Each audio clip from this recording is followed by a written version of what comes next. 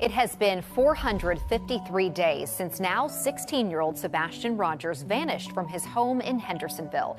His disappearance sparked national headlines, but now his father says the case is losing momentum. With National Missing Children's Day coming up on Sunday, he is raising his voice and demanding urgency. News 2's Caitlin.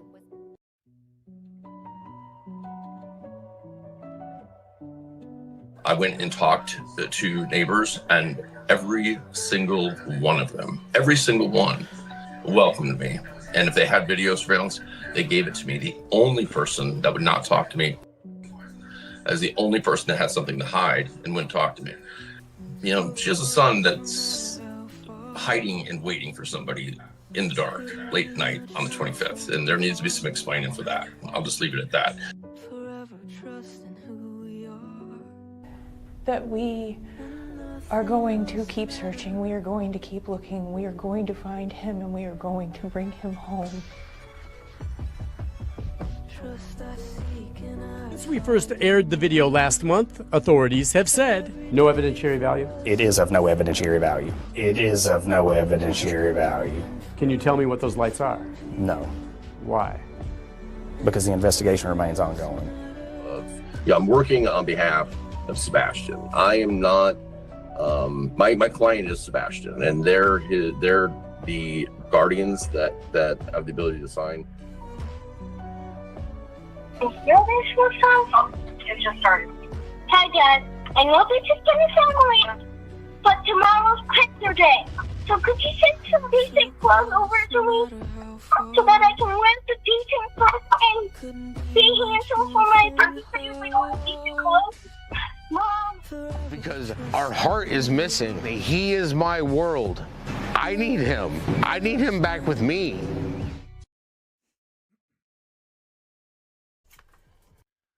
All right, welcome everybody. Give me a second here. Here is my feelings against these people. This is how I...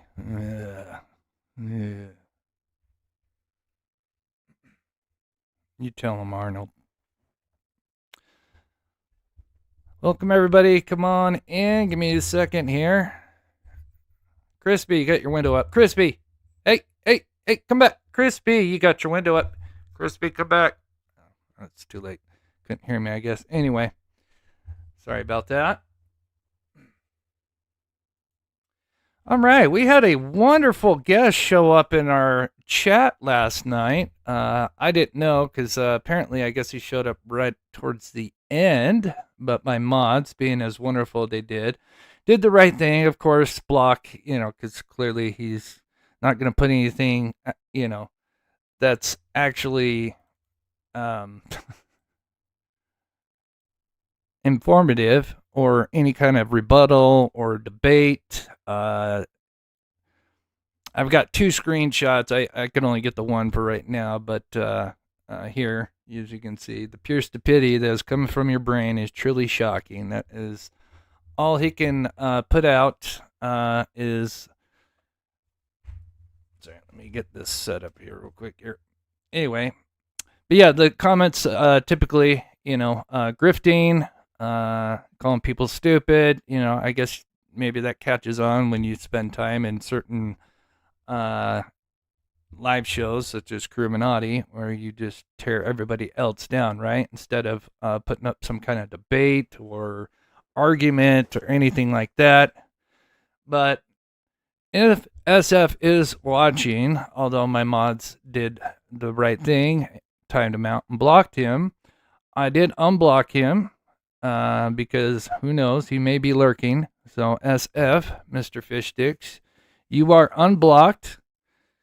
If you can actually produce a sentence that doesn't revolve around something like this or grifting and maybe a debate, I'll give you that chance. I'd love for you to put up some kind of argument to anything that I'm going to produce in this live show. So, but if not, you'll just be timed out and blocked again. But again, if you can act like adult, you're more than welcome to put something in the chat. I would love to be challenged on any of the stuff that I present. But if you're just name calling and calling it a grifter, childish stuff, that just tells me you have no argument to what I'm producing. It tells me I'm going down the right path. But just let that sink in. He showed up in the chat. I mean, this guy's been on the Savannah Guthrie case, popping up on, all the big news channels. I don't know how much as of late, but I know, I haven't looked at his Twitter in the last 24 hours, but I know, he's still posting more or less about Savannah Guthrie. So just let that sink in, that my live show was more important to him than what's going on with Savannah Guthrie. So I told you guys, we're getting closer, and I hate to kind of be a broken record, but I got a big show, and we're going to break down, to my best ability, the time frame, like second to second. So I saw that. Yeah, he tends to do that.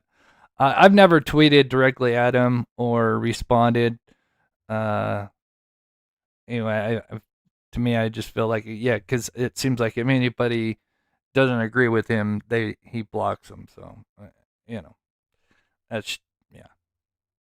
Anyway, so originally I had this set up for, which would be 8 p.m. Eastern. I always just go to Eastern time, even though I'm Mountain time where I'm at. I just feel like it's easier for everybody to just kind of calculate.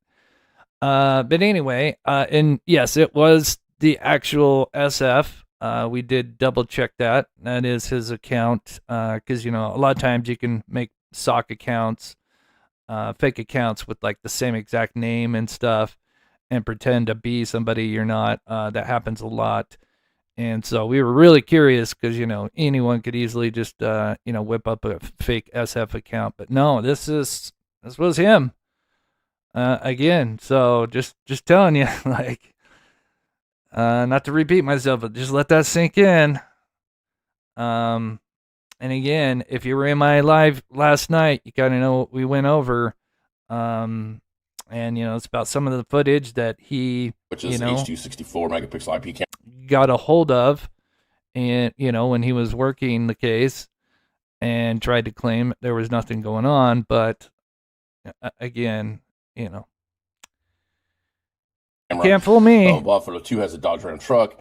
And he goes on to tell it photo 2 also has a single cab pickup truck. So as people come in, if you can, please hit that like button. I'm going to kind of read chat. I'm just going to play, again, this is the only clip I could ever find. This comes from White Boy Lockdown or something like that, who is a big fanboy of SF. And again, I guess he put up a show or something, I don't know, on YouTube or something, but he didn't really put up a rebuttal, in my opinion. Here's him just flipping out, and this is probably about a year ago, maybe a little bit less. And this is when I was starting to use AI, not the time I was using Grok. Now, and Grok's okay, but ChatGPT is a lot better.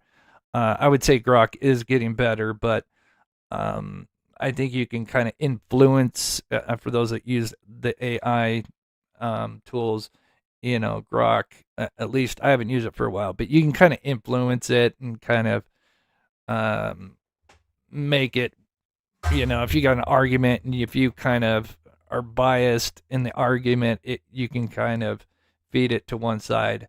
But here's him just flipping out. But there's just one part of it that I really want to focus on. But I'm just going to let it play for a second. But just listen to how, he hates my guts. 17 feet, it's approximately 40 feet from the camera. Photo 2 has a floodlight. And so for context, this is where one of my lives, I was, first starting to use Grok and use it to try to break down. We're trying to figure out the distance of the 3M car and the distance of the subject 1 and 2. And I fed it a bunch of information. So he's reading all this information that I fed it in here. If you're wondering what he's doing right now. In the red circle. So he's telling it what it is. So now it doesn't have a choice to tell you anything different. It's approximately 287 feet. You've got to feed it information. You can't just post something and go, unless you're just, wanting to know a model of a vehicle. But when it's something this complex, yeah, you need to try to feed it a lot of information. Of course, he has skipped forward to where I'm now giving a lot of data. But anyway, let me just kind of get to the part where he flips out about the car, which is just wild. Saying caution, the user states, this is not AI giving you this. It's such BS, man. I mean, you gotta quit scamming on Sebastian Rogers. No, I didn't say I solved the case. I solved the 3M video, when and where, to my best ability. I wish I had solved the case. Again, that would produce Sebastian. So please don't get that wrong, Canadian. And I hope that thumbnail didn't mislead this is anyone. just out of fucking control, dude. Stop it. Move on. Get a goddamn job. Seriously. This is just grifting. And he goes on like, oh my God, you're not going to believe Had more this. for you guys. Oh, it's like so I'm using Grok. Thing ever. Yeah. So if I'm grifting, why would you, like, if I was annoyed and I thought somebody was just literally just making up stuff and just a bunch of nonsense, I would completely ignore that person and move on, right? If he is so upset and thinking I'm just making a bunch of shit up, why does he keep coming back? Unless he knows that, again, I'm on the right track. And unfortunately, he was on the wrong side. It's been updated. It's a great AI system. Right. Gives you a lot of detailed information. You can do deep dive searches on it. Explains a lot.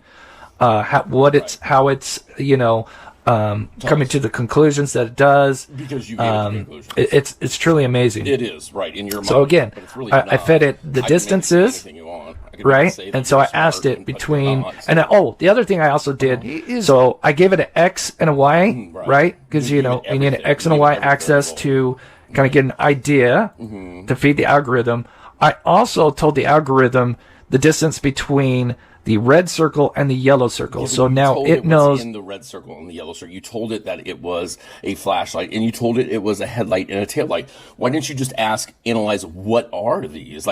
No, well, see, that's the thing. So this is where, when white boys like, oh, look, he's destroying mob crew. It's like, well, no, he skipped like half of it because went before that. I did ask it individual stuff. It was progressively, it's a progressive thing. But of course, it's, the typical take it out of context and we'll just jump right into the middle. And I just, fed it, half the stuff. We did, and that it came back with a flashlight and it came back with a fixed mounted light. But that's interesting. This part, there's just two parts here, and we'll get to the proper show. But I just, again, just to show you how much he loves me, right? But for some reason, the red circle and the yellow circle. So now it knows in the red circle and the yellow circle. You told it that it was a flashlight, and you told it was a headlight and a taillight. Why didn't you just analyze what are these, like we did? Already did. That it came back with a flashlight and it came back with a fixed mounted light. Notice he says one came back as a flashlight, so he agrees that there's a flashlight moving. But notice he only says one, and then he says one a fixed mounted light. Yeah, but we know there's two subjects moving, but he wants to claim that subject one is anchored. It just blows my mind. Like, no, the thing clearly moves off the screen. Like, but you can't explain that because you need to fit your narrative that this is a guy taking his trash can. But, it can do that based on pixel level detection, but you didn't use it that way. You told it to back you up.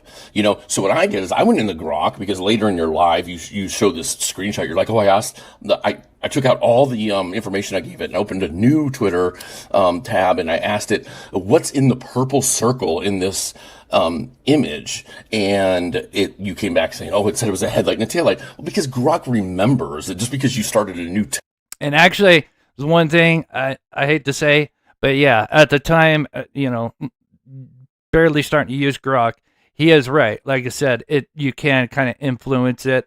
I didn't know as much. I'd still, when I went over to ChatGPT, most of the stuff I had was still ended up producing the same results and even better results.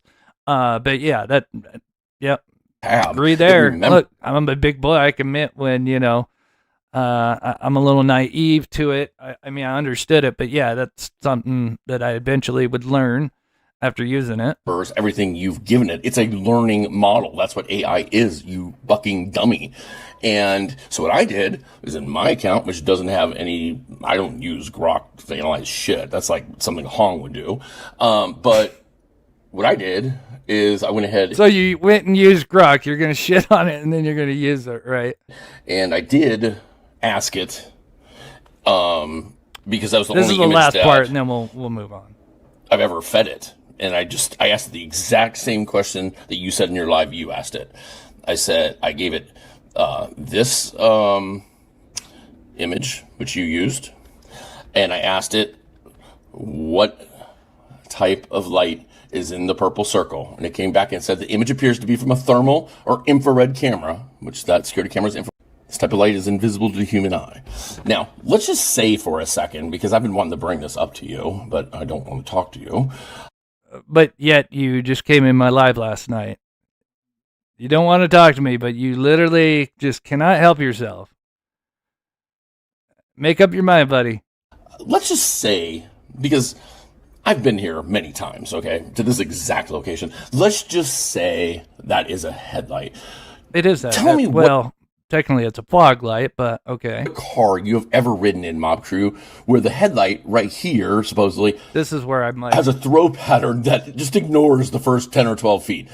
So he literally, I cannot believe that he would actually say this, that he's trying to say from the tail light to where the fog light starts.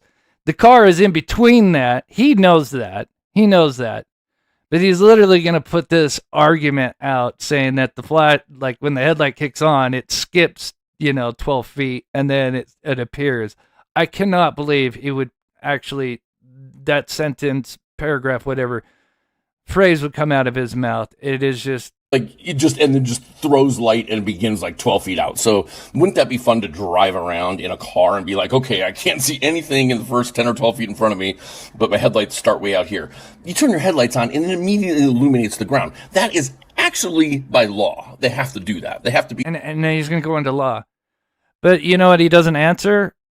He does not investigate and give me an actual argument of what that is, right? He just, of course, diverts and comes up with some nonsense, but doesn't address that is a vehicle, or even brings up, boy, this is kind of a concern. This is happening when the flashlights are moving directly behind them.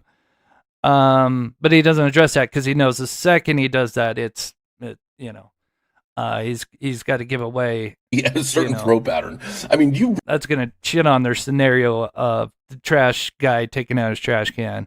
Because then, clearly if there's a car there and the guy's taking his trash can, why didn't, they confirm each other? Oh, yeah, I saw this car, sitting on Stafford, weird, kind of had its headlights off, kicked on, kind of dangerous as a garbage truck is coming around the corner. Anyway. So, all right. Let's get to it, guys. I just thought we'd play a little bit of that because holy shit. And again, as more people come in, hit that like button. Again, we were visited by SF. God bless his soul. And my mods were on it. But again, SF, I unblocked you. You have every opportunity to act like an adult and rebuttal anything that I produce during this live. But if you put anything childish in the chat, you will be timed out and or banned. February 26th, Sebastian Rogers. All right. So I know 99% of you guys know the case. I'm just going to quickly play this so I can kick on my AC. But we are going to break down second to second when the lights were moving, how it all took place. And yeah. So this is going to be very exciting because you could kind of say this is like part 2 to my live from yesterday. Because I was kind of thinking, like, I think we could probably figure this out now. Because, again, I also learned some inside information that all kind of glues this together. So, all right, guys, let me just kick on my AC real quick and I'll go full screen. Be right back. Rogers was declared missing and endangered, but on the next day, on the 27th, they escalated his case to Amber Alert status. Why? This is a News 2 breaking news alert. And we need to start that breaking news right now. An Amber Alert has just been issued for missing Hendersonville teenager Sebastian Rogers. In this video, I'm going to prove what caused the Amber Alert and why it's still active. I will back this up with literally one of the biggest clues many people have missed, and why certain family members and law enforcement agencies don't want you to know about this giant clue that was there all along. Welcome and get comfortable. You are now watching The Mob Crew. In this video, I'm going to prove what caused the Amber Alert and literally crush and end certain ongoing debates with a clue that is so big they don't want you to know. Chapter 1. From missing and endangered to Amber Alert. Just after Rogers was reported missing on day 1, law enforcement was seen, looking for any surveillance footage around the neighborhood of Rogers. Law enforcement would soon find out that one home did indeed capture something on the early morning hours of the 26th. That home was located here, and what the captured would become infamously known as the 3 a.m. lights. And on the next day, February 27th, sometime during the afternoon, the TBI would post that an Amber Alert was issued in the Rogers case, based on additional investigative information. This was certainly no coincidence. Alert. And we need to start that breaking news right now. An Amber Alert has just been issued for missing Hendersonville teenager Sebastian Rogers. Officials tell me Sebastian Rogers is an autistic 15-year-old with glasses, dirty blonde hair, and was last seen wearing a black sweatshirt and sweatpants around midnight Sunday night. Definitely increases the volatility of the situation. The medicine was there, obviously to treat his autism. So how he responds to that once the medicine is out of his system is really not my expertise, but I do know that it's going to have a negative effect on him. Here are the criterias needed for an Amber Alert: confirmed abduction, imminent danger, targeted information, and age requirement. That's right, confirmed abduction is one of the main criterias for an Amber Alert, and it's still active. Chapter 2: The 3 a.m. Video and Controversy. Now, if you're familiar with the Rogers case, then you probably heard and or seen parts of the 3 a.m. video. It was first released to the public 3 weeks after Rogers went missing by a local reporter who obtained parts of the video from a... Now, I know someone said, allow him in so we can tell him off. No, I want to encourage him to see if he can debate or give me any kind of argument to anything that I'm going to produce either yesterday or today, because today's going to even be more in depth. Because I'm curious. Because it just shows me if he's just coming in and acting like a child, that means he has no argument, just what we just said, 5 minutes ago. But again, just the fact that on a Saturday, he's maybe likely in California, so he's an hour ahead of me, or behind me, I'm sorry. And so, yeah, I mean, man, on a Saturday evening, he's in my show. And clearly, it seems like he waited till the end, because we noticed kind of like, I think it was around the time when I said, I'm just about to finish up.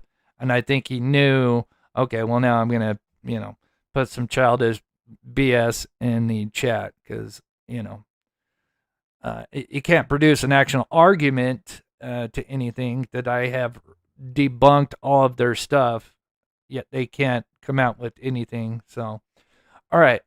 This Nick Barris video, I know we played it a lot. I'm just going to play it a little bit. One of the things he says is so important. I've mentioned this before, but I promise you, because we are going to break this down second by second, more or less. And it literally lines right up. And yeah. Extended family members. have reviewed security video from homes in the neighborhood looking for clues. We have had several clips that have come in. And this one is getting the most attention, showing signs of activity around Sebastian's home the night he disappeared. You see two light sources, which we've circled to help you follow. For point of reference, the security camera was pointed toward the back of Sebastian's home in a common area. In the video, you see subject 1 with a light source in the lower right-hand corner. Then you see subject 2 briefly appear and move toward the first before subject 2 reappears and follows subject 1 off screen. It's a short time later, and it's very vague, but then you see... That's one of the things, and it'll come up again because this is really important. Because remember, Nick Barris, clearly, when they sent this to him, you know, obviously we had, you know, some leaks, you know, short little clips, but he clearly had, you know, I'm assuming, I asked him multiple times, you know, can you just share me how long approximately the video was shared to you? Because he clearly got the uncut version, but he clearly cropped it in to leave out the car, which we've gone over. I'd understand because, you know, maybe not want to get in trouble, and that would be something maybe in the beginning you would keep to your close to the vest. But the short time later, I promise you that's very important. Corner. Then you see subject 2 briefly appear and move toward the first before subject 2 reappears and follows subject 1 off screen. It's a short time later, and it's very vague, but then you see one of the subjects moving quickly back through the common area, so sorry, Cher. and that is it. This video had been heavily cropped and zoomed in. Oh, this was done terrible. on purpose, to leave out a major and crucial detail, which we'll cover in a moment. Meantime, this video would be commonly known as the flashlight video, and it sparked heavy speculation, so much so that eventually, law enforcement would claim that it was garbage truck lights, and Sheriff Craddock would give us the best quote of my generation. It is of no evidentiary value. Can you tell me what those lights are? No. Why? And so it could play a role down the road depending on developments? We don't know what we don't know. So yes, it could play a role. Reports that say that something hasn't happened are always interesting to me because, as we know, there are known knowns. There are things we know we know. We also know there are known unknowns. That is to say, we know there are some things we do not know. But there are also unknown unknowns. The ones we don't know, we don't know. Yeah, you tell him, Arnold.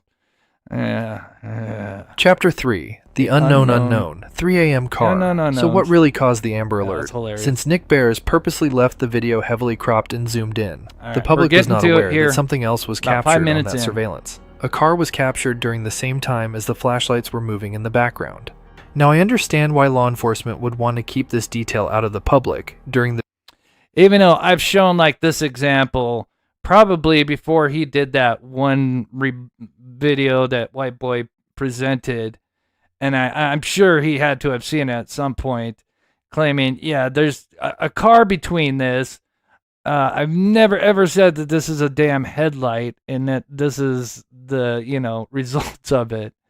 But that's him, obviously, I guess, at least smart enough to, you know, or, well, I'd say shady. I don't know if smart, I don't know if that's the proper term, but shady enough to kind of work it around like a lawyer, like, yeah, I'm not going to address that this is a car because that would just, because if that's a car, then the lights are literally moving directly behind that. And in front of this car is the driveway. So that literally just cuts out your whole angle of looking up, you know, to the west. The beginning of the investigation. But after a certain amount of time, why wasn't the public made aware of this car? If you have an active Amber Alert, remember the 4 major criterias: confirmed abduction and targeted information, such as a vehicle. Cher.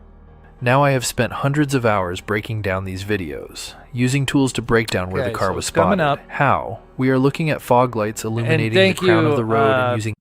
Bullhorn Betty, I think she might have been in here. I think somebody saw her in here. I do appreciate that video because that really helped figure out this, you know, the crown of the road and these voids in it. AI to read the temperature of taillights to learn they are...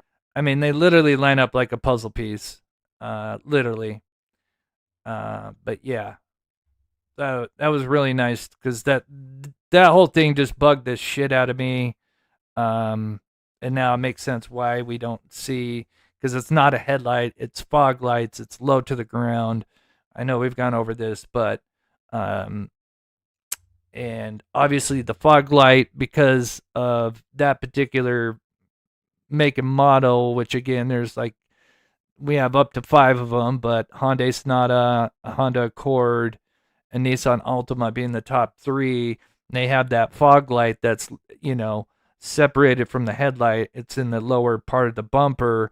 And so the actual bulb itself would be kind of concealed. So it makes sense that we wouldn't see, like when I did the example where we can actually see the headlight lamp, we wouldn't see that in this case because the bulb itself is being blocked. Our LED lights, and so much more, by process of elimination, which gives an idea of what kind. Yeah, it's one of those things that she recorded a video. I'm not sure exactly, I think this was very early on days when she made that clip. It's kind of one of those things, just like Silver's, where they do something, they're kind of doing their own work, and then somehow I'm able to kind of incorporate it, in a different way than it was intended. So, it's just everybody coming together as a team. We're here for Sebastian. And again, we need to support, each other and not, yeah. Of make and model this mid-size sedan could be. The stepfather, who has several we're coming open up to this CPS here. investigations against him regarding Sebastian, was once asked back in October of 2024 about what he thought happened to Sebastian Rogers. This was his answer. What do you all think happened to little Sebastian? Yeah, good luck, Ty. Sebastian walked out of the house. Be safe. Either it was planned or he was lured out of the house, or something triggered him to leave out of the house. Mm-hmm. So this is, as we come up to where I'm going to start breaking this down, this quote in this theory, but, and I know we kind of addressed this yesterday, but this is so important. I've kind of explained it, but again, this is where Crispy just cannot help himself but lie, but there's always some kind of truth in his BS. And walked out of the house. I personally feel he got to Long Hole Pike, and he got picked up in a car, and they headed westbound on Long Hole Pike. And that is so huge because I told you when looking at the footage that we can see of Long Hollow, there are more cars that go east towards Gallatin, correct me if I'm wrong, versus going west, at least during that time of the night, or early morning, I should say. Wow. What's eerie is, he's likely not far off from the truth, but notice he carefully took his time to say Long Hollow. Either it was planned or he was lured out of the house, or something triggered him to leave out of the house. Mm-hmm. And walked out of the house. That's a good question. I don't know. Maybe hindsight may know. I don't. It certainly wasn't at the Stink Feet home.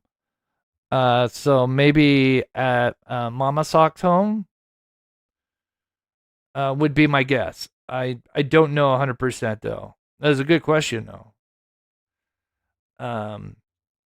So here we are looking at Long Hollow. Now we are looking south, so we've kind of flipped.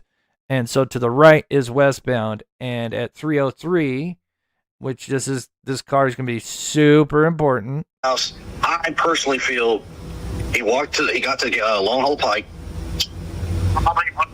and he got picked up in a car, and they headed westbound on Long Hole Pike. Wow. What's eerie is... Okay. Now I'm going to kind of breeze through this, but this silver sedan, I have a new theory to add on to this. And I'm curious to see what you guys think. We're now going to get into breaking this down, but I think the silver sedan, of course, I do feel this car is involved. not directly, but was, part of, the team or whatever, the co-conspirators, whatever, however you want to put it. And this was used in a particular way. But we, originally thought, oops, sorry, I super fast forward this.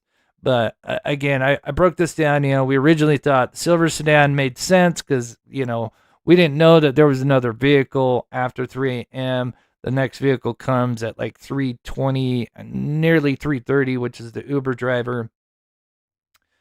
And so it only made sense that, it had been the silver sedan. But, the argument was, why is it going to do a 3-point turn here just to back up and then go, back down Kellen? And so, yeah, that just didn't quite, it made sense at the time. We thought it let out somebody, then kind of waited, then turned maybe to maybe have them come down the ditch and then get in. But then with the motion light coming on, that kind of spooked them. And anyway, it was a decent theory, but I've got a much better one involving this silver sedan, and then we're going to get into breaking down the timeline. So if you haven't already, hit that like button. I promise you this will be worth it. A lot of you guys know I have studied this footage, especially the 3 a.m. video, so much that, again, I know it forward, backwards, sideways, you name it. Okay. So this is really important because this is the beginning of everything, right?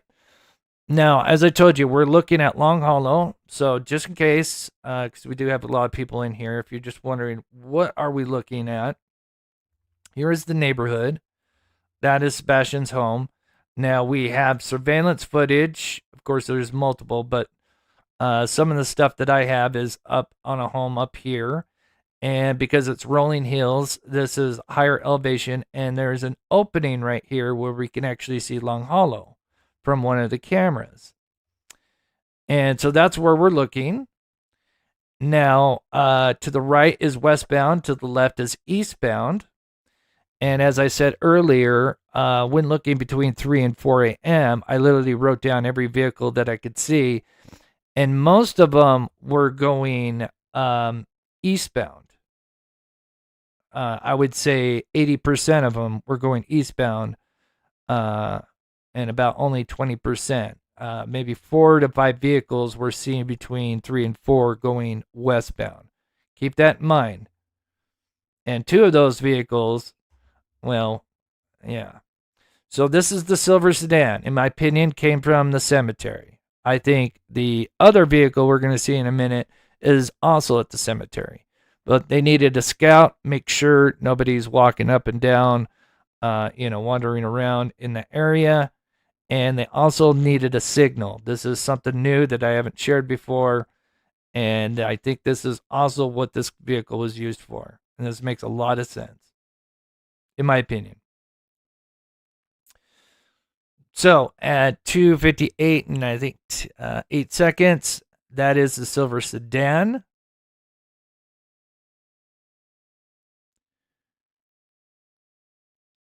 And then, of course, I think it's like 50 yards approximately, give or take, till the turn onto Kellen Ave.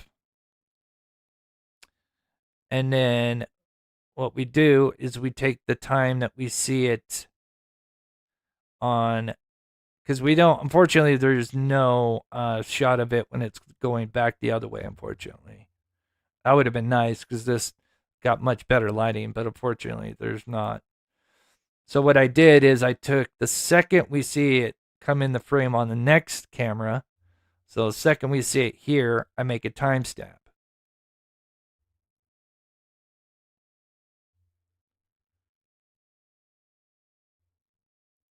Oh, I know he is. I know.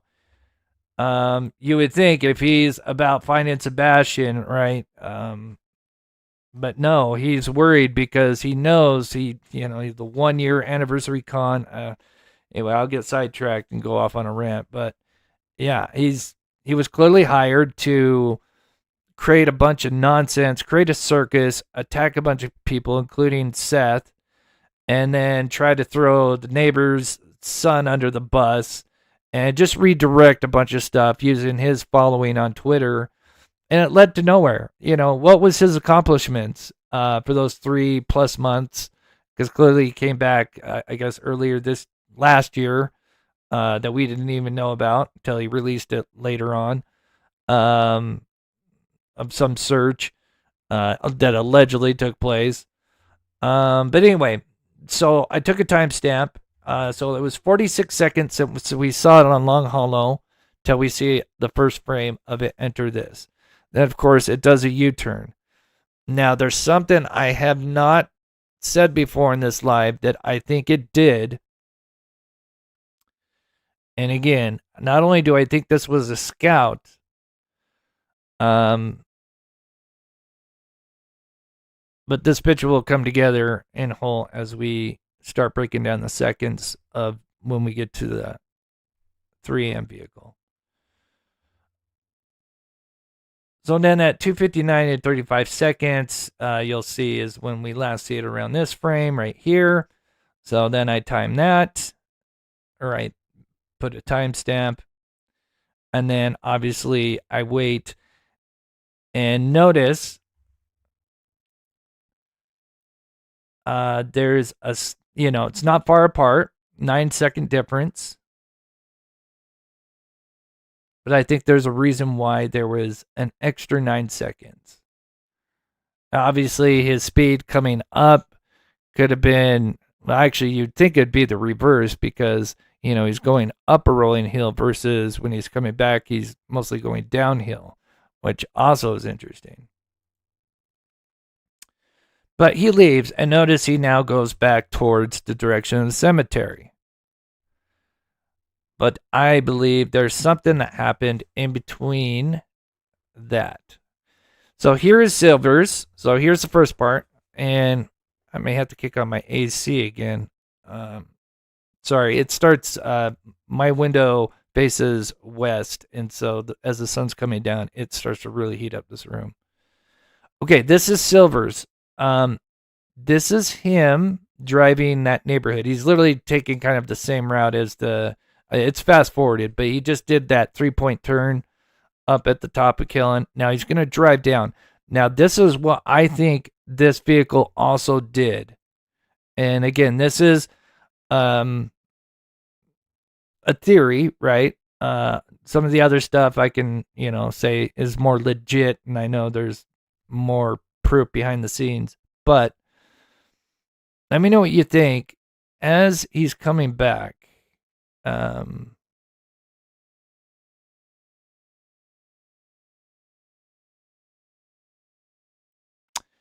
He is now going to be passing. So assuming this is the silver sedan, right?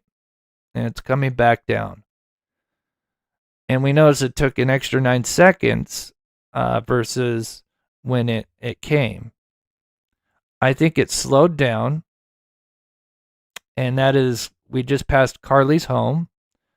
I think this car gave out some kind of signal, maybe flashed its head beams, could have even just, a multitude of things. Or Carly could have just seen the vehicle, but I think there was some kind of signal from this car, without using cell phone. And you had Carly looking out his window, right? So Carly's looking out his window, he gets the signal, and whatever the signal is, it's a green for go, right? Hopefully that makes sense, and I'll show an overhead view of it as well.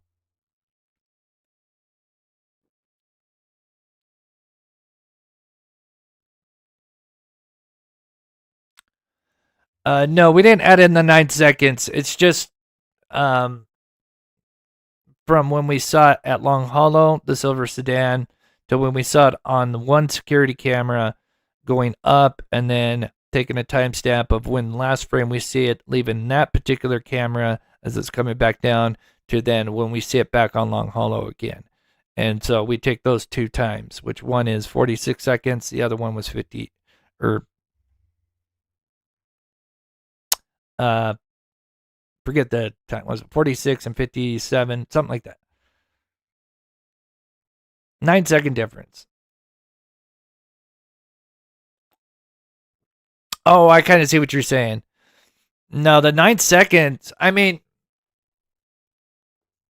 yeah, I think the 9 seconds, in my opinion, was him slowing down to alert Carly. And this is what I think happened. And look at the time, too. So remember, just after it leaves that camera, this is the other thing I forgot to mention. Sorry, because this is really interesting. Think about the time frame. Sorry to go back, but look at this. And this is also something we mentioned before. But look at right here. It's 2:59 and 35 seconds when it just left this frame. And it's going to probably take no more than maybe another 10 seconds for it to come up to Carly's home.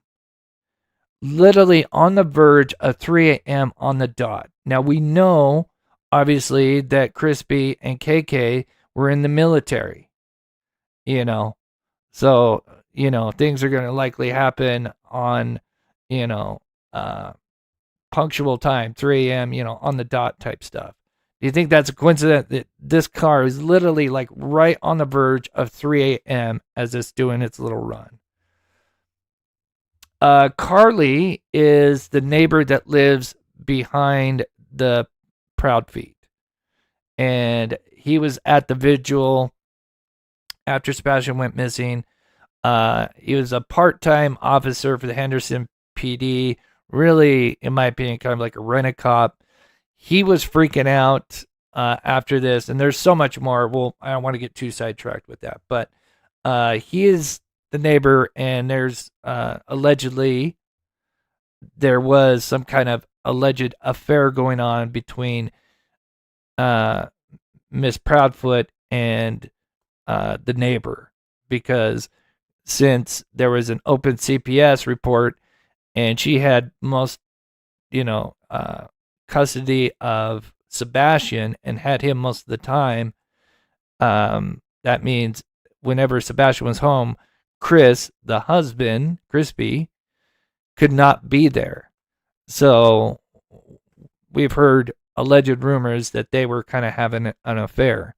And there's reports that he was even helping her out around the home. Because again, Crispy couldn't be there. All right, not to get sidetracked, but I know there's a lot of questions, and I know we got a lot of people in here. So going back, I think the silver car not only was there to scout to make sure there's nobody walking up and down the streets, nothing going on, but then if they didn't see anything, they signaled to Carly because they would have passed directly past their home. Carly could have been in the window. Remember, this is at 3 a.m. Everybody else is really supposed to be in bed. He looks out the window for the signal, whatever it may be. This silver sedan could have flashed its headlights. Multitude of things. Could have had a flashlight in the car. Some kind of signal. And this is where the neighbor, Carly, as we call him. We try to use nicknames. So, again, there's not... we don't get, lawsuits, whatever. Anyway. And then, of course, directly behind them is the Stinkfeet home where Rogers went missing. So I think when this car went by, I think, again, it would have been just around 3 a.m. And I think Carly was alerted by the car, which then he could then alert because Katie's bedroom and sunroom, her whole front room and bedroom look towards Carly's. Both their backyards look at each other. And so I think he got a signal from the scout, and then Carly gave the signal to KK.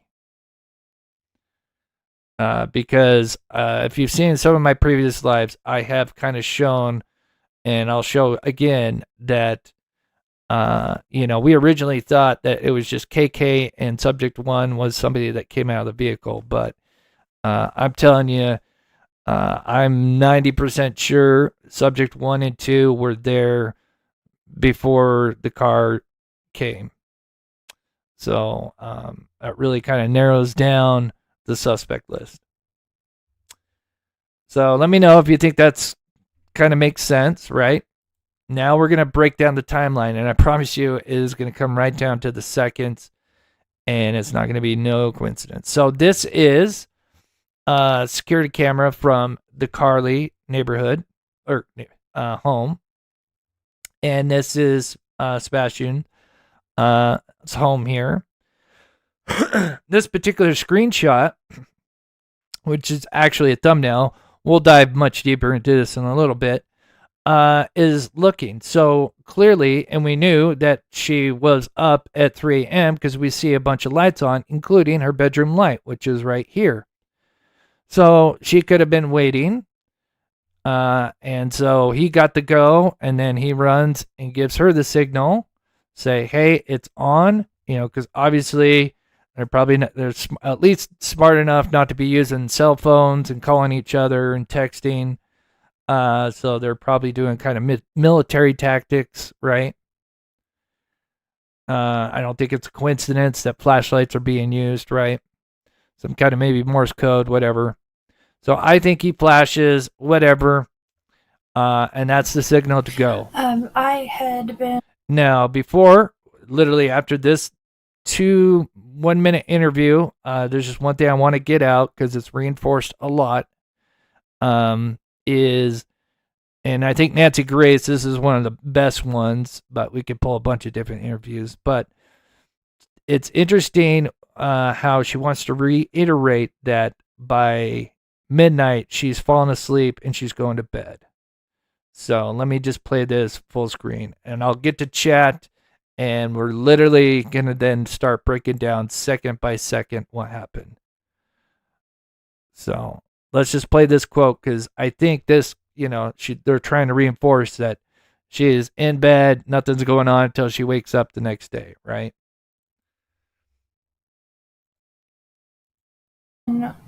Reading a chapter that I needed to, and I had been talking to my husband on the phone.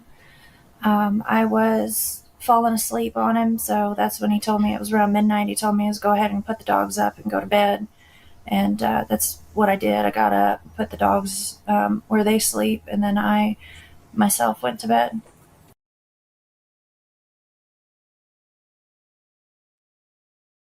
Either it was planned or he was lured out of the house or something triggered him to leave out of the house. So now we are going to start breaking this down. I'm going to leave this full screen for just a minute so you can see the vehicle. But remember, westbound, and I told you guys that there's only so many cars in the middle of the night that go westbound, which would be as we're looking to the right. Most cars go to the left. When I watched this and literally slowed it down between 3 and 4, and I even looked at 2 and 3 a.m., and it was the same statistics, 80% going eastbound and about only 20% of the vehicles seen going westbound. So it's not many. But notice it is from when we saw the silver sedan leave, it was 3 a.m. and a little bit of change. I forget the seconds, but it was literally, I think, 3 minutes and 8 seconds or something like that. I forget the timestamp. So literally, which allow it enough time to get to the cemetery, which is only a few blocks over. If you're just wondering, the cemetery is literally right here, and we had a bunch of activity that we've gone over in past lives, but we're not going to focus on that. But we do believe that they were somewhere around here. You have the silver sedan now. Go alert them saying, hey, it's a green for go. Didn't see anybody. I've alerted KK and Carly, and what do you know? 3 minutes later, one of, I think, at best, maybe 4 to 5 cars between the hours of 3 and 4 went westbound. So, and we know 2 of them turned on to Kellen. So, that just kind of shows you. But 3 minutes later, and I know 3 pops up a lot, which is interesting as well. And I'll get to chat here in just a second. Mm-hmm. And walked out of the house. I personally feel he got to Long Hole Pike, and he got picked up in a car, and they headed westbound on Long Hole Pike. Wow. What's eerie is.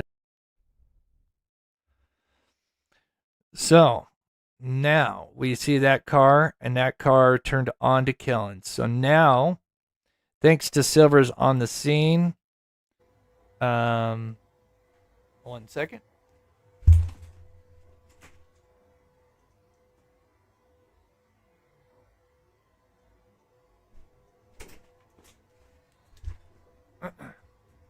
Okay. I'm back here. Kick on that. See, I forgot about that. So now we are going to break this down second by second here.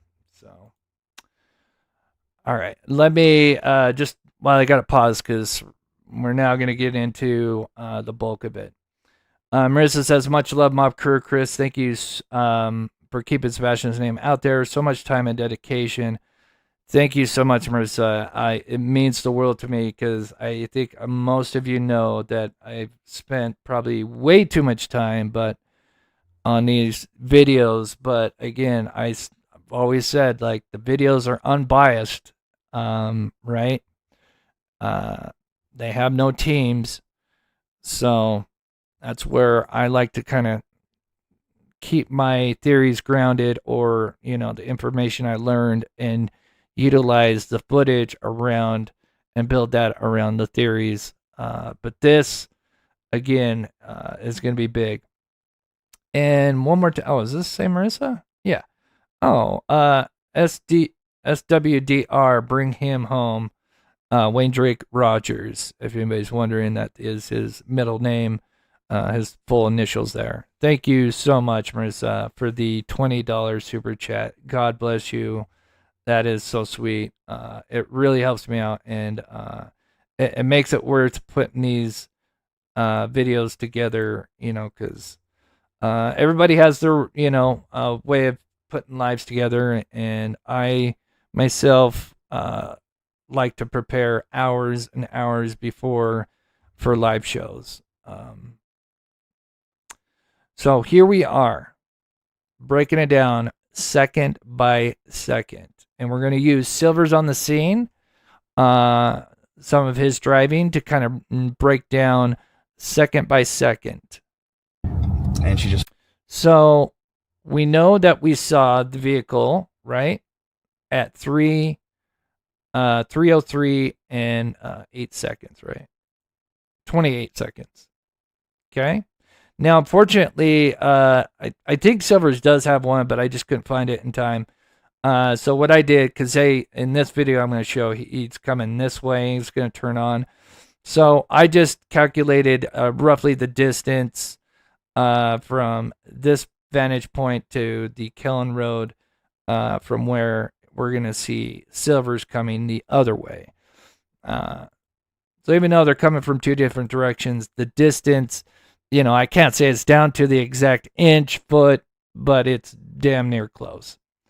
And so here we go, guys. This is it, broken down second by second, and wait until you see the finale. And hopefully I drop some draws here, because there's a lot of work. Missed the turn, but no problems. Here we go. Oh, and what's funny is they did come from westbound, but unfortunately Silver's 2 had missed the turn. I don't blame her. It's at night. God bless her soul. And God bless Silver's and the fam. But so I just kind of calculated the approximate distance just from the other side, right? And then I timed it to when. So we're going to take it kind of slow to the neighborhood. to the intersection. Dropping down the window now. Okay.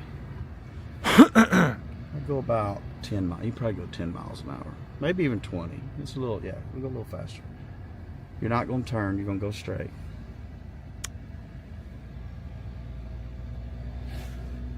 So this has been timed out. If anyone wants to go back and time it, this isn't fast forward or anything. This is all right. 40. So we're coming through the neighborhood. Just you can go a little faster. So now it's kind of hard to see, but that is the Stafford right here. So I now put a timestamp, and that was 42 seconds from technically the position of where the 303-28 car was at, just coming the other way, to where it would then end up at the three-way intersection here at Killen and Stafford. And so with the 42 seconds, that puts us at 3:04 and 10 seconds. All right. Faster, hun. You can go a little faster. So just, there are no street lights. Let's start with that. Okay. So you can see that the only light now, we kind of thought for a long time, and if you still think some of this, you're entitled to your thoughts and opinions, but please keep in mind there is, again, I don't know everything, so much I don't know in this case, but there's always little tidbits that get sent to me, or some of my sources, but anyway, we, like I said, when we originally thought the silver sedan had let, one of these persons out, and then subject 2 is KK, it was a different scenario. But now, if you put 2 and 2 together, this means that subject 1 and 2 were already there. And this goes back to what I just showed about Carly and KK being preemptively alerted that it's green for go.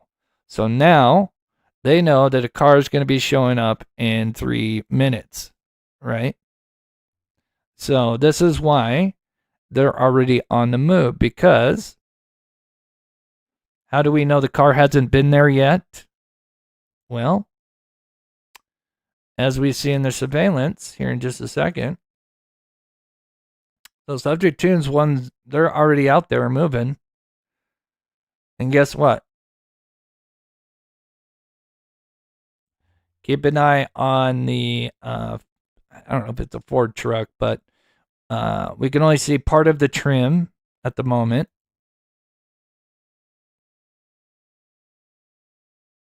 And then the subject 1 kind of moves. And that is a window right there. And then all of a sudden,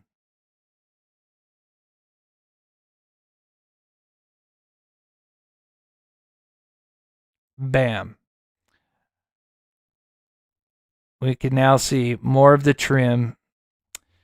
And of course, that is the motion sensor, the motion light from the home being activated. And so, just for anybody that's not familiar with the layout, the car is driving up here, which we just showed, and it now turned on. Now it has its lights off, right? Has all the lights off. And it just now turned on to Stafford and just now set off the motion light. So now we timestamp that at 3:04 and 10 seconds. Because that was, remember, we used that 45 seconds from how long it took for them to get to that intersection.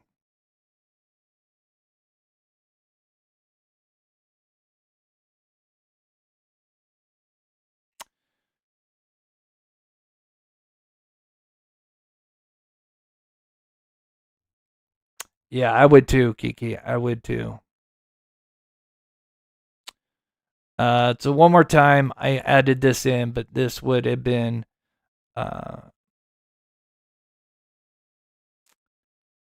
them setting off the motion light. I think that was supposed to be a different clip. But now, the other thing to mention is notice where subject 2 is. Remember, subject 1 is already kind of moved off at least this part of the screen, right? So we see subject 2. Keep that in mind. That's important because now we can then just kind of glue these little pieces together at a time. And we've got over 800 people in here. Thank you guys so much for taking your Sunday night to watch the channel. Hopefully I produce some jaw-dropping stuff, and I do have some stuff to kind of back this up, but thank you so much. And I'll stop to get to chat, but let me get to through this so it's just kind of consistent here. So, from extended family members. Have reviewed security video from homes in the neighborhood looking for clues. We have had several clips that have come in. And this one is getting the most attention, showing signs of activity around Sebastian's home the night he disappeared. Actually, I'll turn that down. The one thing I really just want to emphasize is that short time later, because that's, again, he had the whole clip. And that tells me a lot. So the 17 seconds. So what you're going to see here. Let's see.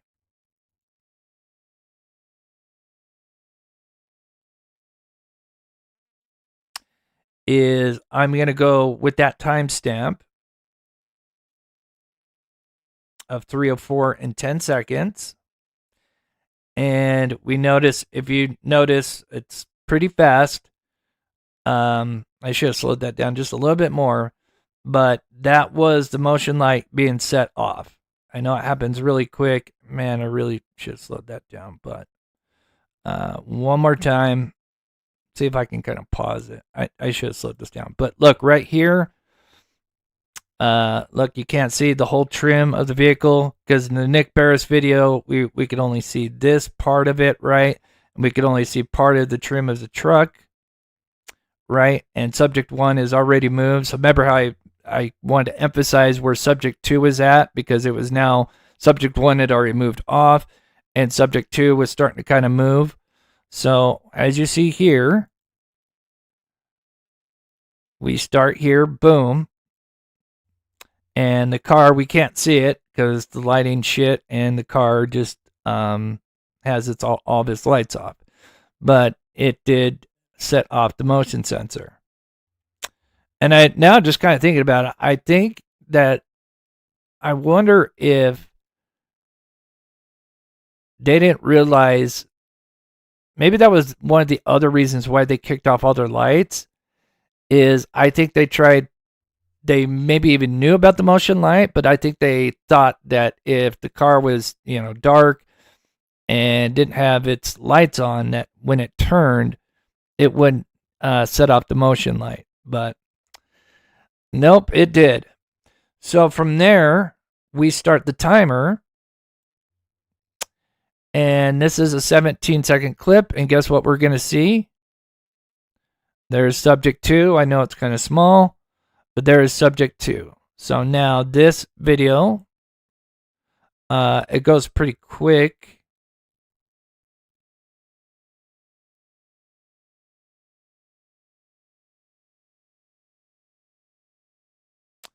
But that was 17 seconds. He disappeared. You see 2 light sources, which we've circled to help you follow. For point of reference, the security camera was pointed toward the back of Sebastian's home in a common area. In the video, you see subject 1 with a light source in the lower... Sorry, let me turn it down, Nick Barris. My bad. But this clip is 17 seconds. So then we are at... Oh, I meant to... pause it. So now we're at 3:04 and 27 seconds.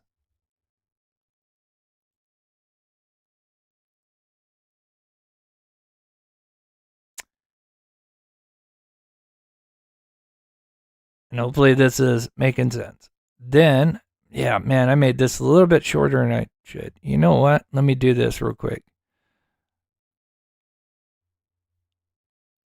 There we go.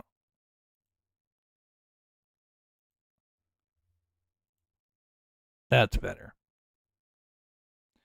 So, God, that even goes still much quicker. Man, I edited this a little bit rough.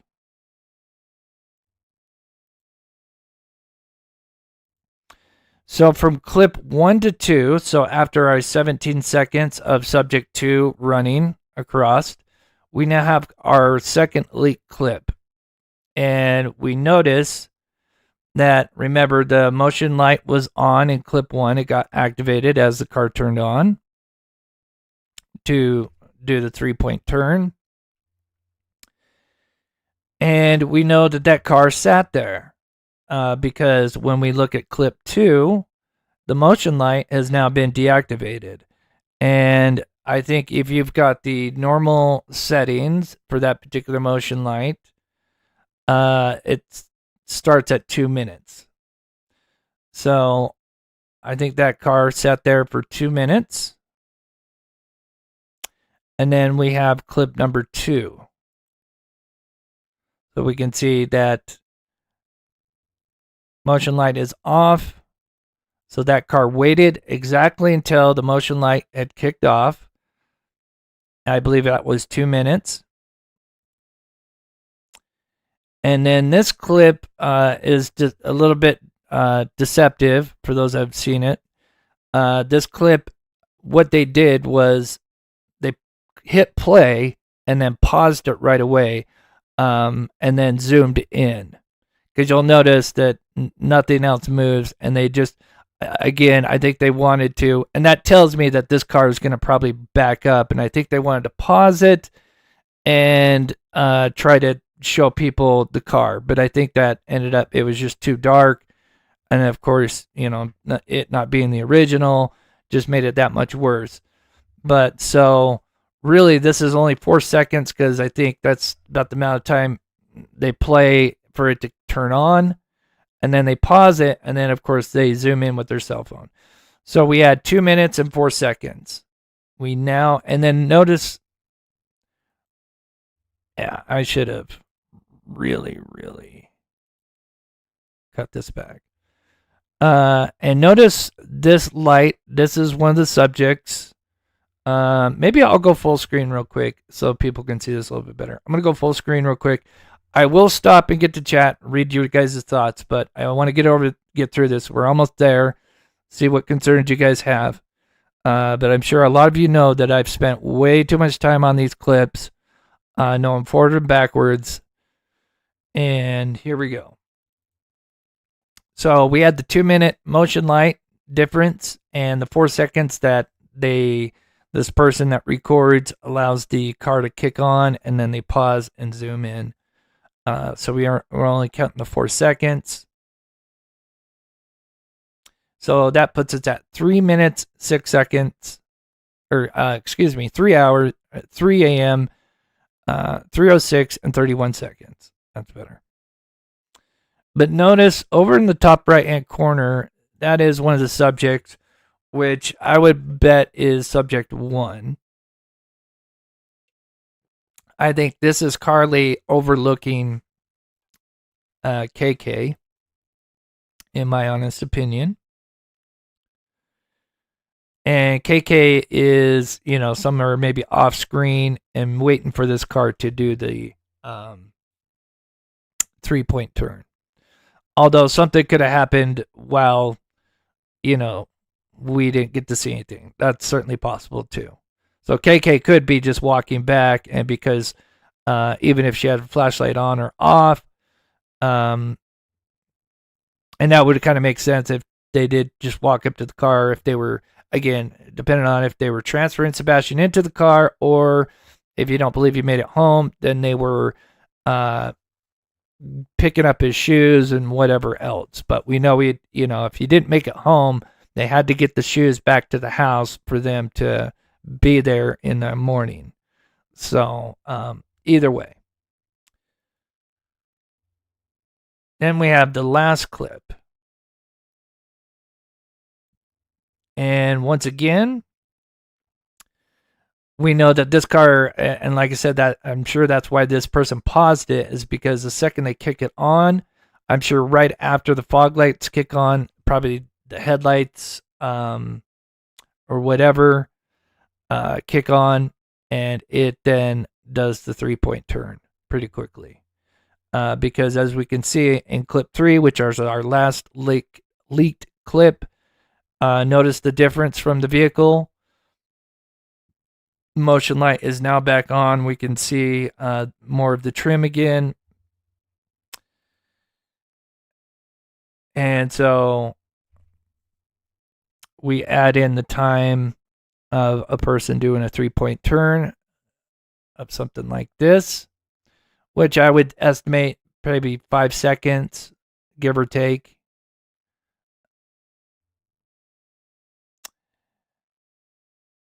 And then we add in the 13 seconds that we have of this last clip where subject 2, because we're going to see subject 1 appear for just a second at the end, but this last clip is 13 seconds.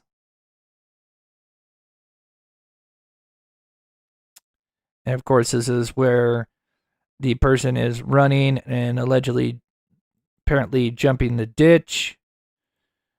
And then we add those times in, and we got 3:06 and 49 seconds. And I know it's hard to see. I'm going to play a close up here in a minute. And then, of course, there's one little spot. It happens real quick where we see subject 1 light up for just a second, which tells me if KK is already running back, and if this individual wasn't a part of the vehicle, then why would, if they were a part of the vehicle, why didn't they get in? Why are they still waiting around? If she's running back, why is this person waiting there? Which also reinforces me that this, in my opinion, was Carly. So there they are, and that's it. And then you take a look at this. And boom. I mean, you could take away some seconds here and there. But look at, let me clear this so everybody can see. That is what I got. And if you don't know what this is, I'll explain this. But this is a motion censored clip. And this is, God bless SF for giving us this gift, especially with the timestamp, trying to claim that there was nothing going on. Yet there is something that happened at 3:06 and 51 seconds.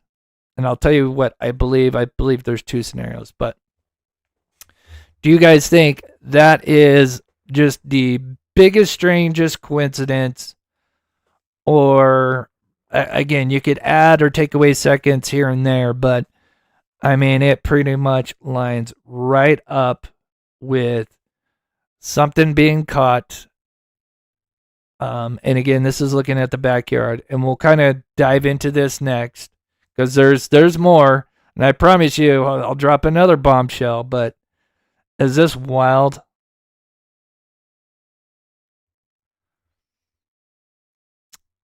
Queen says you can even see a person behind the garage. I'm talking about this garage. If you're talking about here, originally I thought there was, but I personally don't think so. Again, I don't know. I can't say 100%. But yeah. Believe me, Doris, a lot of stuff, I mean, this last few stuff, I mean, most of the stuff that I have has been sent over. We'll kind of go over that at the end too. But yeah, never have I been able to put it like all together. And again, there's more to this, so please don't go anywhere. This isn't over. We've got more to kind of further solidify all of this. So, But yeah. And anybody can go and take Silver's video, take, the surveillance I have, and go and try to reproduce and even go get the leaked clips and put them together, and you'll see, you can come up pretty much that same time frame. So let me grab chat real quick in there because there's much more.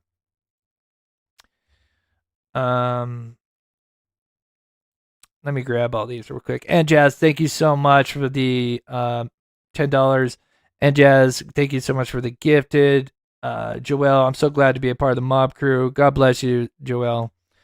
Of course, this was released by good old SF, and if you came in late, we had him visit our channel last night, again, which is really strange because, with him covering Nancy Guthrie case, appearing on shows, why would be on a Saturday evening, which I'm sure he's got a lot to do, why would he be so worried about what I'm doing, so much so that he's watching my live, and not only that, but then coming into my chat and actually putting childish things in there, without putting up an argument. Tammy, thank you so much for the membership. God bless. Tina, thank you for your dedication to this case. It has been my pleasure and honor.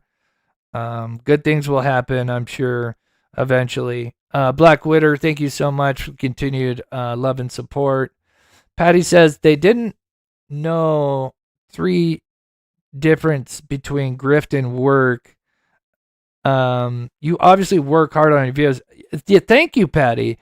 Yeah, I mean, again, and this is no offense to anybody that, everybody, again, everybody has their way of doing live shows. Some people just wing it. And again, there's nothing wrong with that. But yeah, I spend hours and hours before my shows. It's just how I like to do it. Again, there's no wrong way or right way, right? It's YouTube. You can do it however you want. But thank you, Patty. That means a lot. Really, really, it means so much. Keep pissing fish sticks off, Chris. Left my, yeah. He has been unblocked. He has every opportunity to come in this chat. As long as he can act like an adult. I give him every opportunity to put any rebuttal to this. But trust me, I've got more. I just need to get caught up in chat. Cooper, longtime supporter. Chris, you rock, and we all know it. I appreciate that. Thank you so much, Cooper. Marissa, again, much love, Mob Crew. Chris, thank you for keeping Sebastian's name out there. So much dedication. Oh, I grabbed those two, but thank you, Marissa. Sumner's Army. Summers Army, I'm sorry. I knew it was somebody with the last name Sumner, and then Sumner County. It's my dyslexic. But thank you, Summers Army. God bless for the continued support. Oh, thank you so much, Patty. And Doris, great work. Thank you, Doris. There's more. I wish I had that little quote, but there's more. And again, let me just reiterate. He's literally coming into the show. I think they know the walls are starting to crumble in on them. And again, if I was just pulling stuff out of my keister, right, why would he take the time to watch what I'm talking about? Unless he knows that I'm onto stuff and then I have some pretty good sources.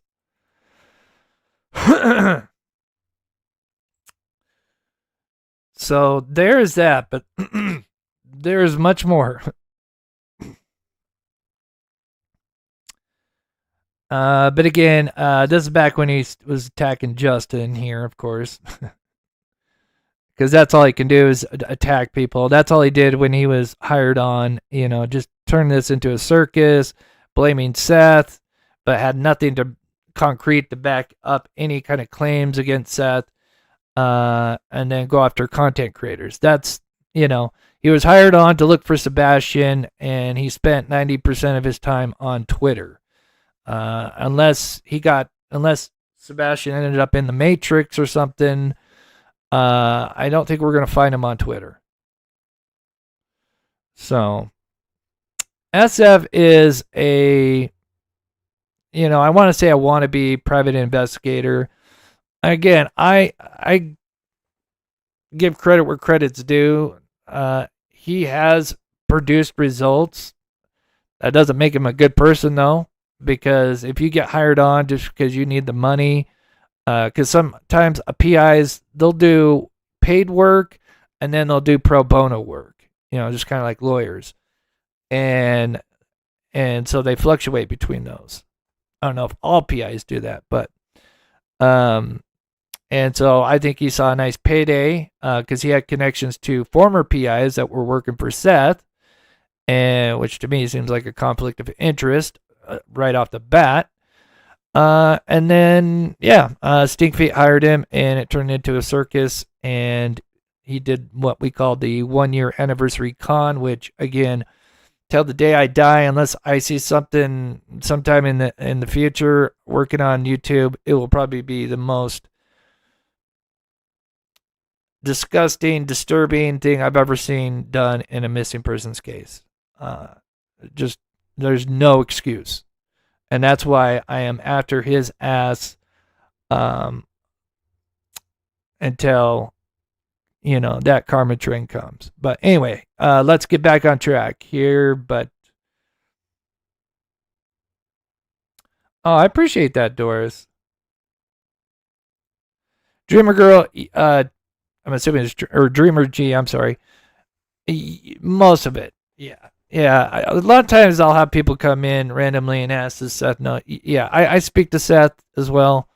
Yeah, and most importantly, this goes to law enforcement first, and then we let Seth know, unless there's something else that's But yeah, Seth, again, I'm not gonna call him every second I find every little detail out, unless it's super important. But yeah, I mean, Seth knows majority, or he's being told through other parties. All right, let's continue on because there's much more. Okay, let me get the playback to normal speed here.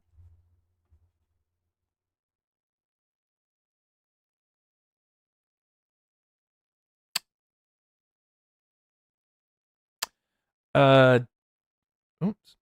Oh, so to finish off with this, and thank you, Juju, so much for the PayPal. God bless you, Juju. It means the world to me. And yeah, that is so awesome, Juju. Please show Juju some love in the chat. Sent me a nice little PayPal. I try to do the best I can. I'm not perfect, but we all have our skills, our flaws and our skills. But here we go. So one of the things that I think may have happened, let me go full screen so you can kind of see this better, because this kind of finish off with what may have happened, and then I'll kind of explain, if you're not familiar with what we're looking at, like how does this exist, and is there more of it? And there is, and it's really important. I promise you.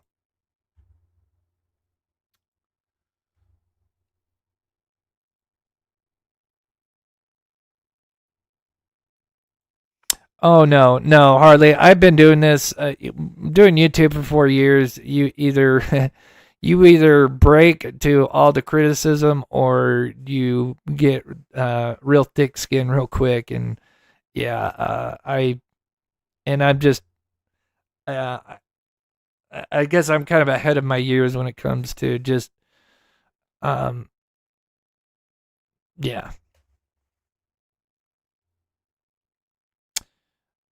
Okay. So what could have been on this clip, right? Because this is a clip from Carly, which overlooks the backyard. And what I think happened, and this is probably because of KK. Do I got this on normal speed?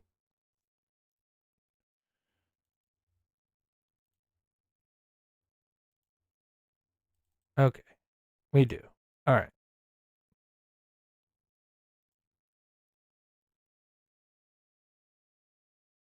Okay, here we go. Sorry about that.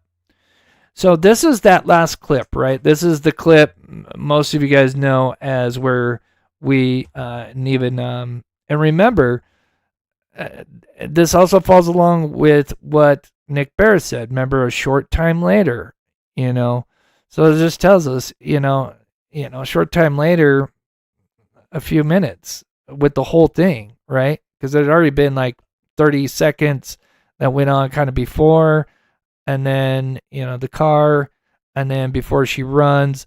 So really, again, we kind of had the pieces there. We just, had to slowly put them together as, little tidbits got leaked out.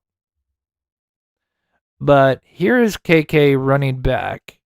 And I think this is what I think she screwed up on accident, maybe.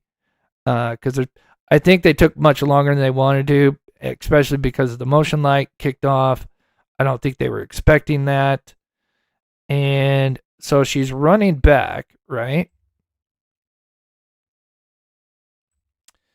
And so on the bottom left is the Nick Barris one. He doesn't show the whole thing. And on the full screen is the leaked one, which unfortunately it's got terrible quality, but I did try to brighten it up a little bit.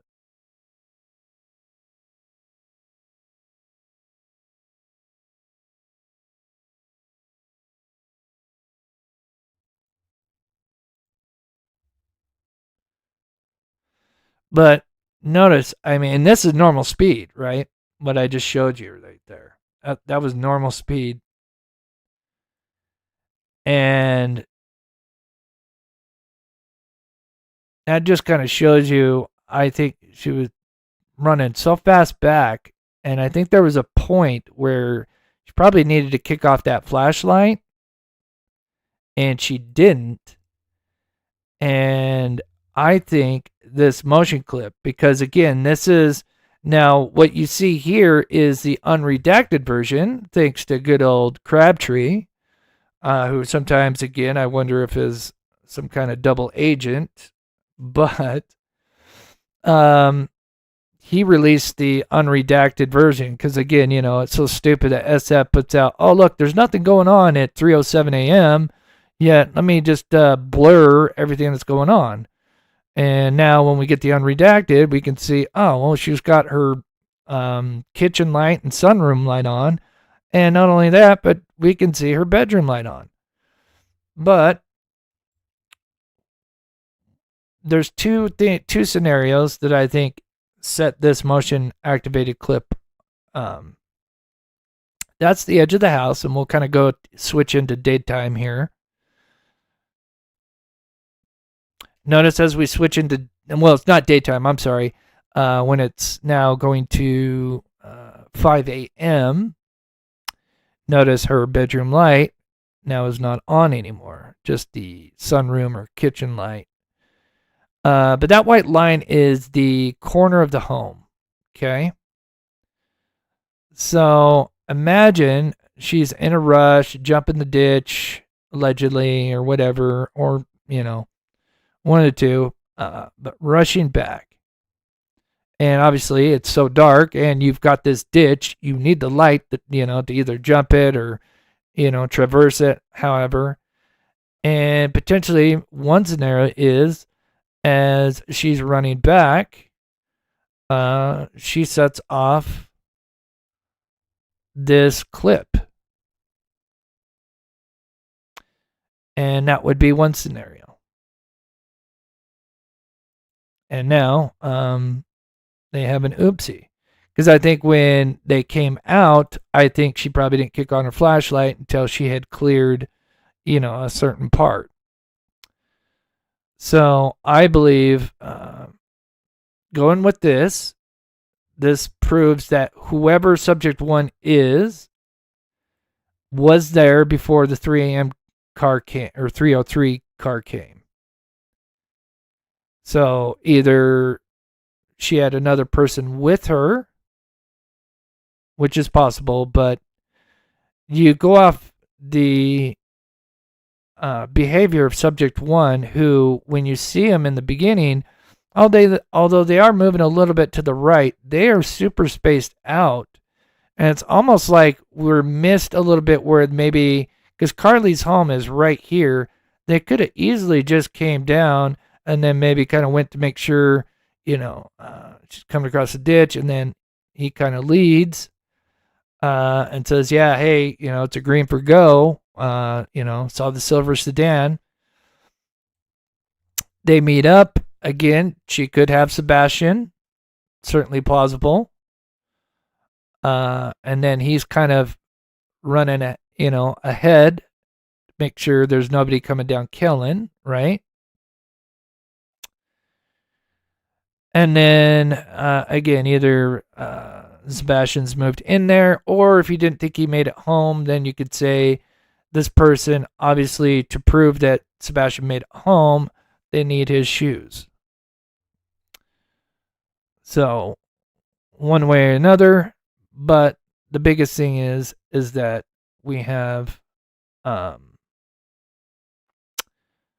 subject 1 there before, and just as KK is running back, we see subject 1 pop up for just a second before that last clip ends, and the car had already done a 3-point turn, and I would think if she had been running back, I think this person would already been on their way to the vehicle, if not already in it. I guess you could argue they were kind of waiting to make sure she got back home, but yeah. So,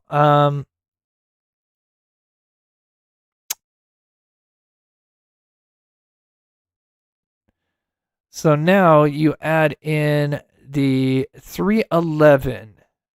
Although it was on the 23rd that it froze, either it froze 3 nights prior, and it was just divine coincidence and karma that it froze at 311, literally 5 minutes difference from when it actually went down, or is it more likely possible that they jammed this doing a practice run on early Friday morning at around 3 a.m., and then this timestamp started working the next day?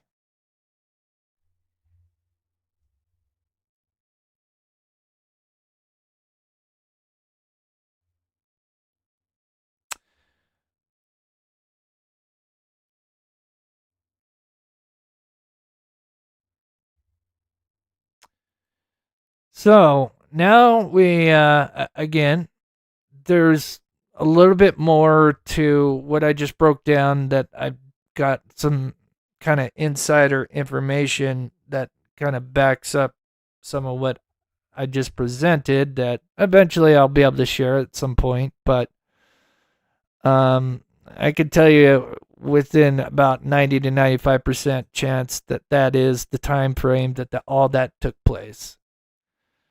Between 3:04 and 3:06, more or less, or 3:05 to 3:07. But there's more.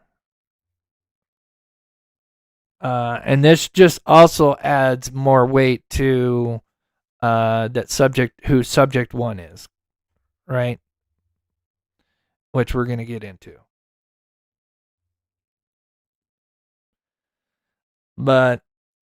And this kind of falls in with Crabtree, because again, Crabtree is the one that released the unredacted one. But recently, so this is what's interesting. Not only have I been visited by SF, but clearly Crabtree, again, this was 9 days ago now, went and wanted to reinforce this stupid angle, field of view of the camera, which, and then even reinforced their stupid lie about, speaking with the neighbor who had allegedly admitted that, the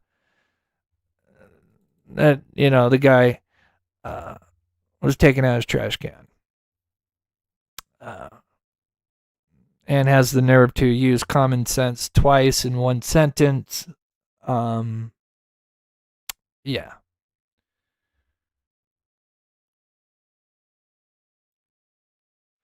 His mom sucks. He used to go shopping at 3 a.m. I don't know. She could have been there. Could have been Crispy in that 3 a.m. car. Again, you have the scout car and you have the other car. So you have two vehicles, right? So speaking of Crabster here, as I said a little bit earlier before, and again, this be another reveal that I haven't mentioned, is he released the unredacted versions. Now, what he released is what we call thumbnails. And, actually, before I get to that, so the other theory, I forgot. Trying to keep things in order here. The only other scenario would be is if the camera, because again, whatever this is, it's a video, motion. If it wasn't the light of Katie forgetting to kick off her light as she's running between the two homes, it would be that she kicked on or turned off one of her lights, which, again, with it being in nighttime mode, this particular camera, which is a Nest Google camera, that, again, only records, you can get 24/7, but most people have just the motion detected clips. So I would think that would be the second scenario, is one of the lights got kicked off or on when she come back in, because at 2 hours later, her bedroom light would then be turned off. And thanks to Meowster right here, this is another nighttime clip at 5 a.m. And this also confirms that these are thumbnails, 2 motion activated clips. And I kind of explained the thumbnails yesterday. But that is a cat, and so we can see that 5 a.m., because where the moon's at, roughly 5 a.m. approximately, Mr. Meowster walked along and set this off. But thanks to Meowster doing that, because we now know that Katie did have her light on at 3:06 a.m., and then 2 hours later, it was off.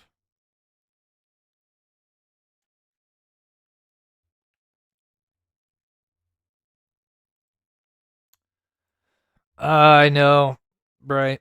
I am with you. And then we have the third one that he leaked out on his live show, which then immediately got he deleted. Again, so much for transparency, right? If you have nothing to hide, then why not release what you got, right? I'll be more than happy to study it, forwards and backwards, dream about it, you name it, I'll do it. In the name of Sebastian. But here's the last one he leaked out, which was about 6:20 approximately, and that lines up because we can tell with the sun and everything doing, all the stuff with AI and where the sun's position and the time of year. And this would have been when it would have either caught her walking this way because she spoke with the neighbor, and then, or it was when she pulled out her vehicle.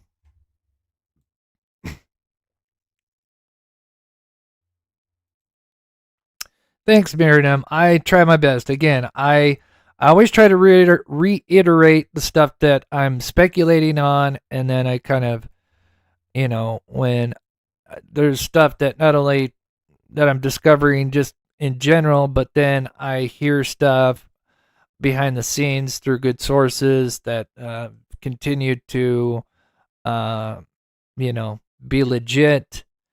Believe me when I tell you the stuff that I've just showed you, most of that is pretty spot on. So now we know that there is some kind of event, either KK running across or her turning on the bedroom light. I would lean towards her probably, again with the ditch and it being dark and forgetting to kick off the light before she hit Carly's field of view and set off the motion detection. But again, it could be one of these lights. I can't say 100%. But here is another bombshell. You ready? Ready for this? Here's another one. This is a big one. This also kind of tells you, in my opinion, who subject one was. You ready? Some of you guys may have remembered this. I completely forgot about this. I cannot, because again, there's just so much coming out at some point.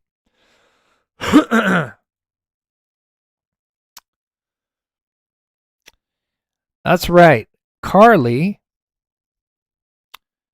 went around telling people in the neighborhood and others that they did not capture anything. Let that sink in for a minute.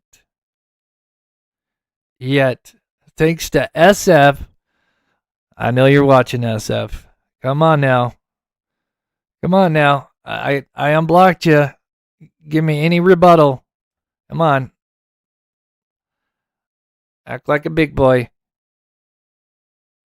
But I do appreciate you being so generous to give me the timestamp of when you claim nothing happened yet. I mean, did you really not think someone would figure out these are motion activated clips? I mean, it was not hard, right? It's kind of one or the other, but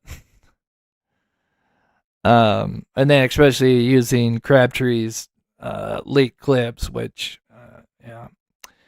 But yeah, do you guys remember that? Some do, some may not.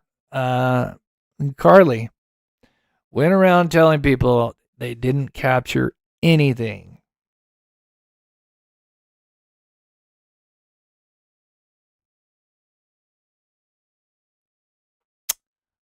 Really? Interesting. So, I think that just also reinforces that my theory that subject one was most likely, allegedly, the neighbor. And for those that follow this case know that there's more to allegedly Carly and Katie because Crispy couldn't be around Sebastian, and she had Sebastian most of the time, and she needed help around the house and with Sebastian, and yeah. This would be the same guy that went to the vigil freaking out. Oh my God, this is so bad. This is so bad. And he's been spotted several times since then doing weird stuff. And there's more. So much more. That just tells me this is somebody that's kind of riddled, in my opinion, with guilt in some way.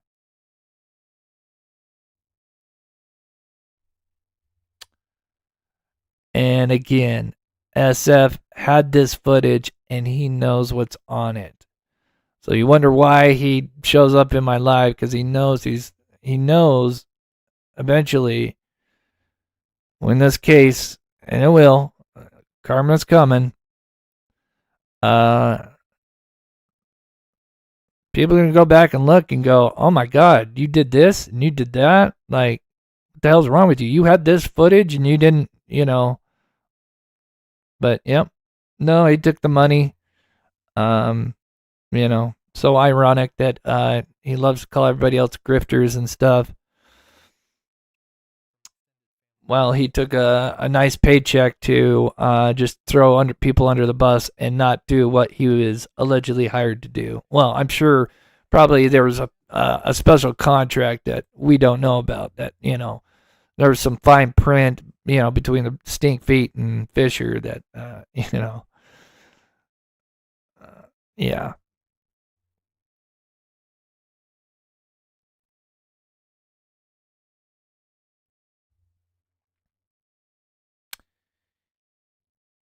Yeah, again, it was rumored, and I think it was at least two different people had heard it. So again, and I hate to get into marital stuff, because that's a shame. But we're trying to find Sebastian, and again. It was pointed toward the back of Sebastian's home in a common area. In the video, you see subject 1 with a light source in the lower right-hand corner. Then you see subject 2 briefly appear and move toward the first before subject 2 reappears and follows Mama Bear. It's there's a couple of interesting things that were gonna happen. I think like that week or something, and then Sebastian went missing just before. Because I think there was some kind of court thing and something else, and then, Sebastian went missing. Short time later, and it's very vague, but then you see one of the subjects moving quickly back through the common area, and that is it.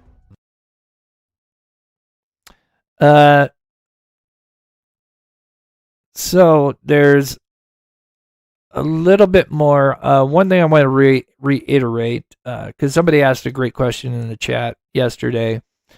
Because this timestamp is, even though the time is almost right, the date is wrong. And somebody was worried that, well, could this not be used in a court of law or, used as evidence because the date is wrong. But even if it was jammed or not jammed, either one, the metadata would have the proper timestamp. So you would have those, cellular bright. I don't think it'd be cellular bright, but those specialists that we see in trial cases with phones and stuff, something like that. An expert come along and go, we pulled the data from the MVR, and even though it says this, here is the proper timestamps. And don't be surprised, it'll be sometime between 305 and 304 to 307, like just under a 3-minute window.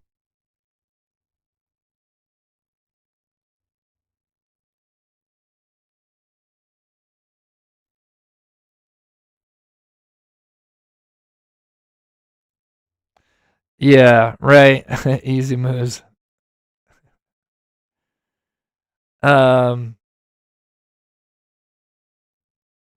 Yes. So that's something that I'm sure a lot of people had issues is if you have an Amber Alert, we typically see a car with it, right? And this is where, I don't know if I'm jumping ahead here. I'm going to get to that question. We kind of answered it yesterday, but I'll kind of go over it. But just in case if you missed it, if you were wondering, where Katie came from, this is another question that was. And again, keep in mind when I share this, there's a little bit more that and I know people hate when they, people say I know something but I can't tell you. Believe me, when the case breaks and don't have to worry about certain things, I'll share all, and this will be one of them. But I can tell you again, I kind of thought the crawl space sounded good, for KK coming out of there, right? Because I thought it'd just be crazy for her to come out of that front door, especially with Sebastian, or possibly with Sebastian, I should say. But I can tell you, with pretty good certainty, the direction she came from. So if you missed that yesterday, I'll go over that and a couple other details. But again, some of this, a little bit of inside info, some old stuff that I kind of discovered and speaking with some sources, and but I'll play this part here and notice what's behind the gazebo, because there's a reason, because this is about the proper angle of where the subject 2 and 1 were. And we kind of thought maybe they could have came out the crawl space door, but this plus with what we've kind of learned recently, there's some old contacts. Yeah, this kind of closes that argument, but then just brings out other discussions, right? So here, I'm going to play this. I promise you, if you missed yesterday, I promise you this is also interesting as well.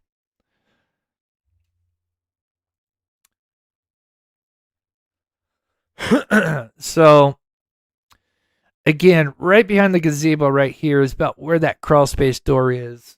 And again, it really did kind of make sense that subject 2 could have... Oh, let me back that up just a tad.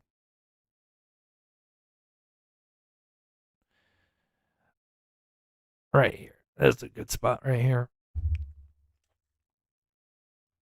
But we can see subject 2 starts before the gazebo. And that's really important. I may have cut this part out. Oh, no. There they are. So as you can see, subject 2 comes out before the gazebo, and about right here is that crawl space door. So, and yeah. And believe me, along with a lot of you, I thought there's just no way she came out that front door. Considering that there's a camera across the street, the Ring camera, it captured quite a lot of activity that night. But after 10 or 11 p.m., apparently there was nothing else. But, take a sip here.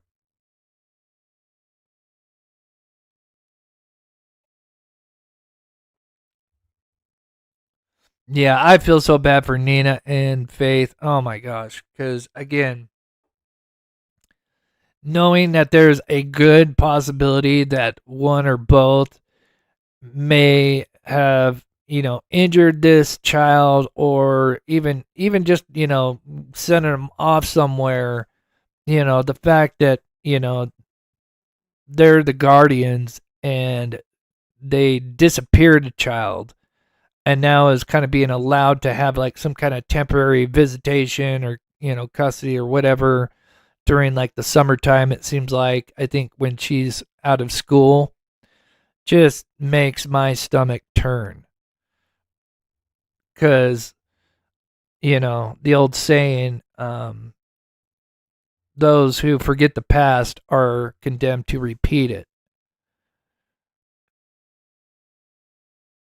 But, so for anybody that missed it yesterday, although the crawl space was a good theory, kind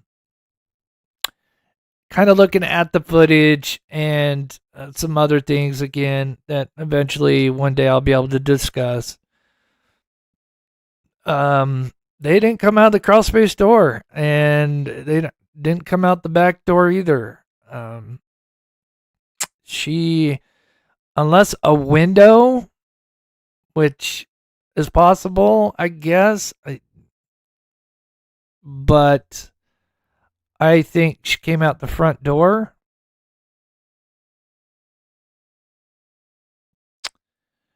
We kind of thought the crawl space, and now none of these homes have trap doors. And if you don't know what a trap door is, some of these homes are lifted off the ground so many feet. This one in particular, a little over 3 feet, for potential flooding, I guess, and piping and all sorts of other stuff that's beyond my expertise. But these homes that were built did not have any trap doors, and typically they have trap doors just so it's easier to, because typically you'll have a crawl space on one side of the home, and say you have your piping and whatever else under the home on the other side, so you got to crawl through under your home. And so some people have what they call trap doors that just let them under the home, which people do install. So I thought that could have been a possibility, but I think we can X that out now. So here is another just lovely post Oh, tornado. Yeah, I didn't even think about tornadoes because that area. Yeah, I'm in Salt Lake. We got mountains, so yeah, I'm sure there's a multitude of reasons. Yeah, but again, thanks to SF, him and his garbage trucks, we were thinking, maybe for his birthday we should come together and get him, maybe like a Temu Tonka truck, right? Because he's kind of a Temu PI, so I think he only deserves a Temu type Tonka truck. I don't think he deserves the Tonka brand, right? But we'll give him a garbage truck. But I think but him and his garbage trucks, right? He loves his garbage trucks. But again, little did he know that this would come back to bite him. He released this, trying to prove that, look, this all happened at 5 a.m. Look at this trash truck, Gotta love the trash trucks.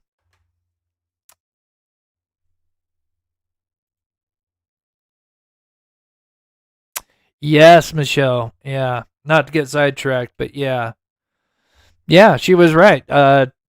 She knew that they had cameras inside the home. They had a camera system. And then just conveniently before he goes missing, they're getting an upgrade. Wow, imagine that. Imagine the timing. But what going back to this, he left out was the porch lights are off. Now, for those that don't know, this is not normal. As a matter of fact, the neighbor, and this came across the street. So, sorry, I'm going to come back in just a second. But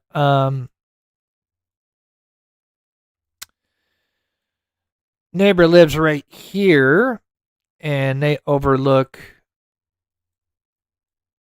So she's here, and so we're looking here. And she knew the stink feet fairly well. And she had spoken with Sweetie Pilo. I'm sure for those that, followed this case, especially in the beginning, Sweetie Pilo had spoken with this neighbor quite a bit. And she had mentioned, I don't have the quote right now, but she told Sweetie Pilo she thought it was odd that they had their porch lights off because on Friday and Saturday when they looked at them, their porch lights were on. And so that just also is just another argument to the. I just saw someone put Temu Shopper. Come on, Deanna. Oh no, you're cracking me up. So we know who's gonna get him. Who's gonna find the Temu garbage truck. There's nothing wrong with that. I've shopped some of those websites. Actually got some cool stuff. Not from Temu, but something like it. Where you come from like China or whatever. Anyway, porch lights were off. This neighbor across the street thought it was odd because she said, they were on the other nights.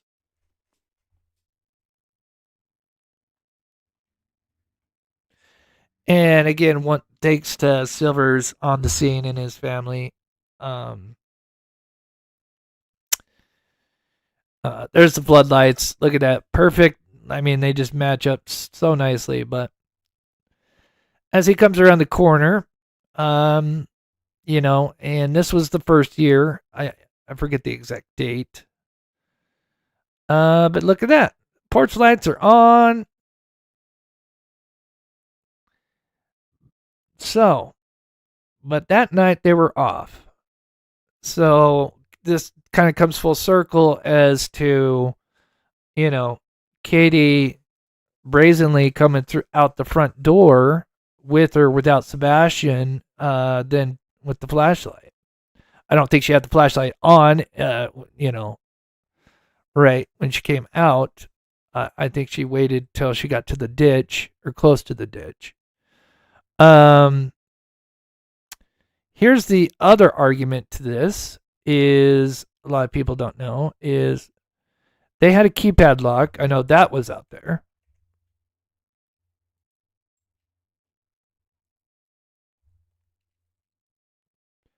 These things have, and she had an app. Now, these are Wi-Fi and maybe Bluetooth. If Wi-Fi is not working, I would assume. I could be wrong. Maybe it's just Wi-Fi only.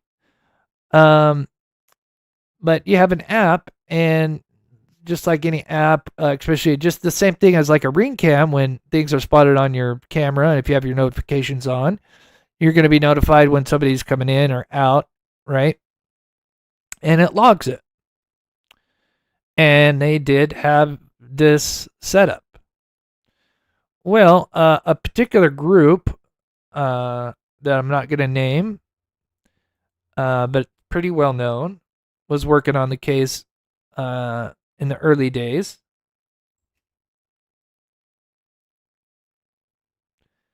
And asked Katie, they were having conversations. And again, trying to get as much info, right? Because again, if it's just a runaway, they needed as much info to get any kind of clues to where he may have gone, right? And just so happens that this was brought up about the keypad lock, and they had an app. And they thought, oh, it'd be interesting to see the logs. They asked about the logs. I'm not sure exactly what was said, but there was a conversation.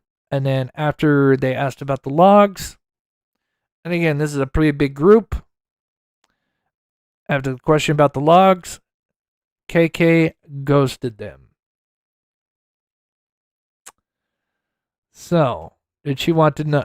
Did she not want people to know that there was activity, the front door opening 2 times, because that wouldn't make sense. It'd make sense if Sebastian ran out of the home, it would log 1 time as the door opened and closed, and he ran off.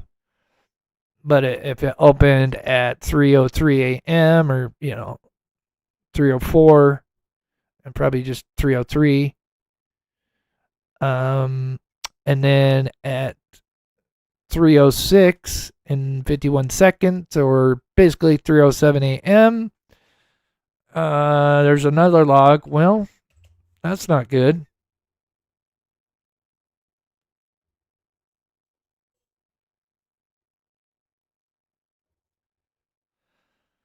So, yeah. Can I tell her who's... yeah, my name's Heather. I came by yesterday. And then you add this in here, which is interesting. Let me see how many people. We got about 30 minutes more here. I got one other thing after this, and then we'll kind of wrap up. But I do want to say, I'll get caught up in chat here.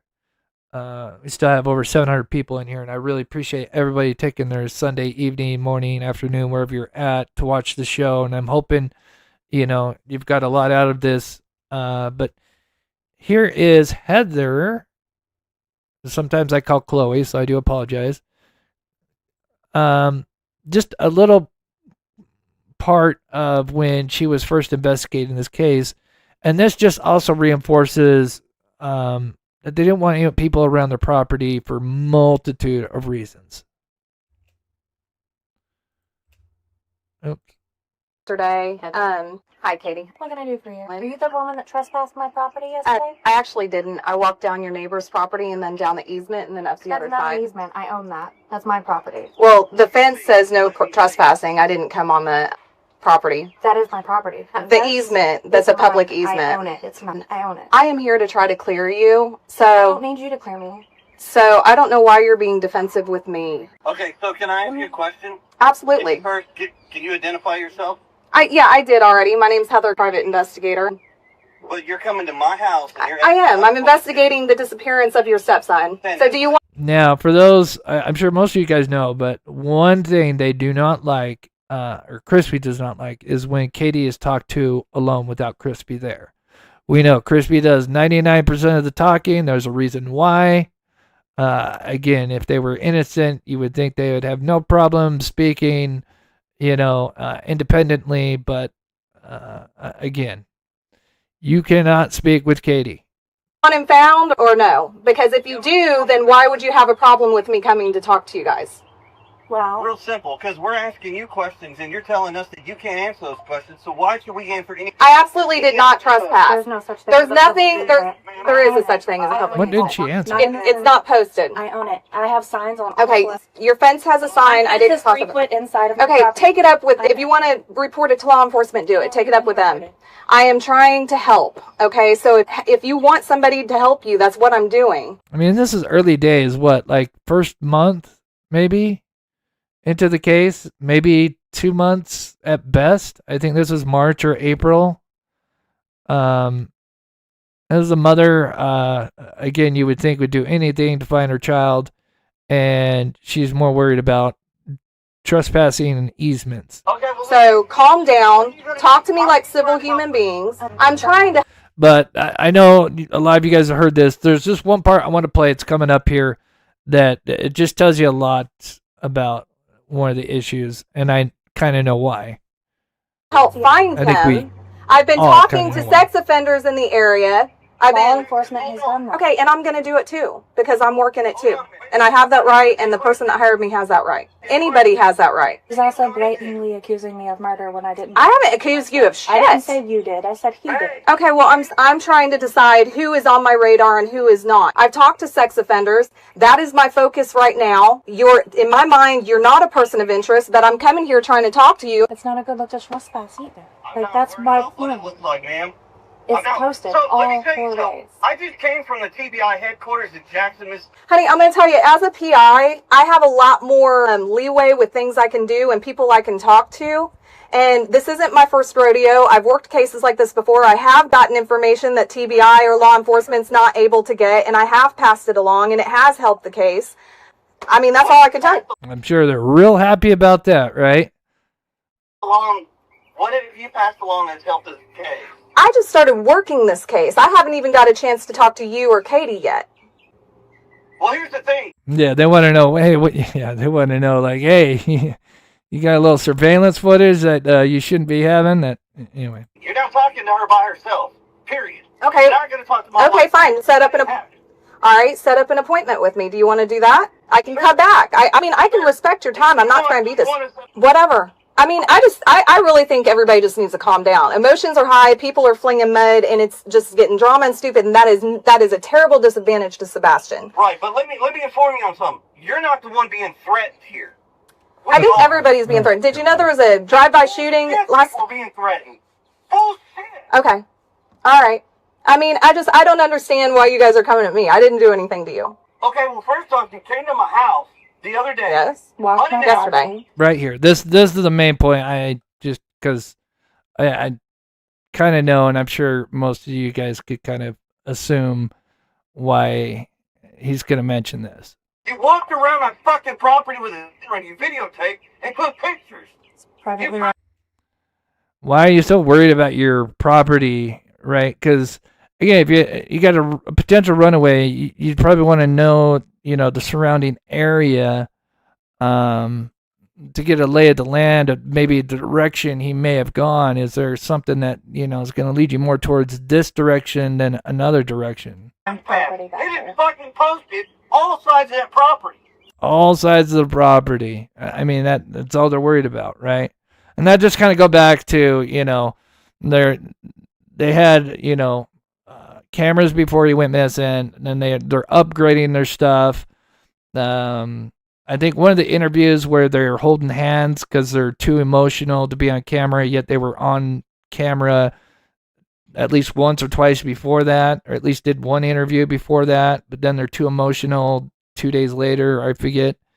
I think that's because they just got some of their equipment set up, and then I know I had a connection with an extended part of Chronicles Olivia's team who told me that when they went in, they got some really weird vibes about the whole, some shady stuff with the upgraded equipment, and they thought that was just so weird.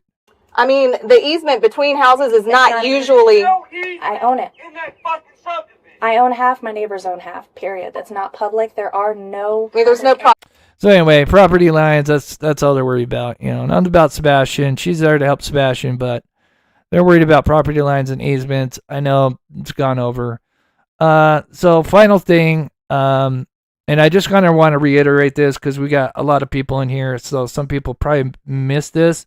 And if you have, I promise you this will be very interesting, and we'll finish up. But again, for anybody, Team Sebastian, Sebastian's Army, if anybody gives you any grief or, you know, brings up these stupid angles and say that they, you know, the camera field of view didn't capture this, right? All that. Here is to shut them up 100%. And it was kind of funny. This is not too far off from when fish sticks popped up. But Chapter 5. The 3D scanner used in the Rogers case. Again, take a screenshot of that. And you see SF or Crabtree, I know they'll just block you, but, you know, anywhere else, or you got any of their followers, you know, that sadly got sucked into this, all you do is you take a screenshot of this and tell them, explain this. Why would this piece of equipment be used in this case, and why is it being used in their backyard, which they're actually not only using it in the backyard, but you can actually tell the direction they're going because, again, you know, everybody, the internet, we can do research and chat GPT. And again, this is a 3D scanner. I've gone over it in my previous lives, but I know we got more people in here. So some of you guys, if you missed some of my recent lives, I promise you, this is like, this ends the debate, right? This just like shuts it down. Which I love because it's just like, you know, stop with the stupidity. So many people probably didn't notice this, or if they did, maybe didn't realize what this device was, that the TBI were using in the Stink Feet backyard. And let me tell you now, what you're looking at is a 3D Leica scanner, and this device is rarely to never, ever used in a runaway case. So what... Kiki says, funny, my troll's obsessed with you. I just let him keep talking, laugh out loud. Yeah, sometimes they just bury themselves, and then you can kind of get a gauge on whether they know what they're talking about or if they're just, you know, I don't want to say people are delusional. I think some people just drink the Kool-Aid, you know, and it's kind of like a political thing. You got your clicks, and I feel like they'll like die on a hill, even though there's just mounting evidence that starts to point the other way, and they just, for some reason, they'll die on that hill for whatever reason. I'm gonna say pause because I might mispronounce that first part, and I saw this earlier. I really appreciate that. I forget what that equals out to. I think it's like $20, $50 or something like that, somewhere around in there. Thank you so much, Martez Foss. Hope I pronounced that right. Patty, thank you so much for the $1.99. Sorry, I'm going a little bit faster, but I'm trying to finish this up.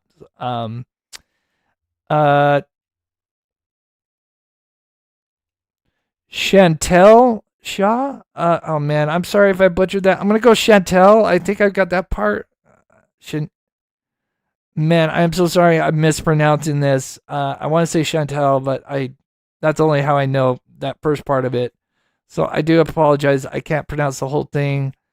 I'll have to look that up so I can pronounce it properly. Thank you so much for the $5 super chat. That is so sweet.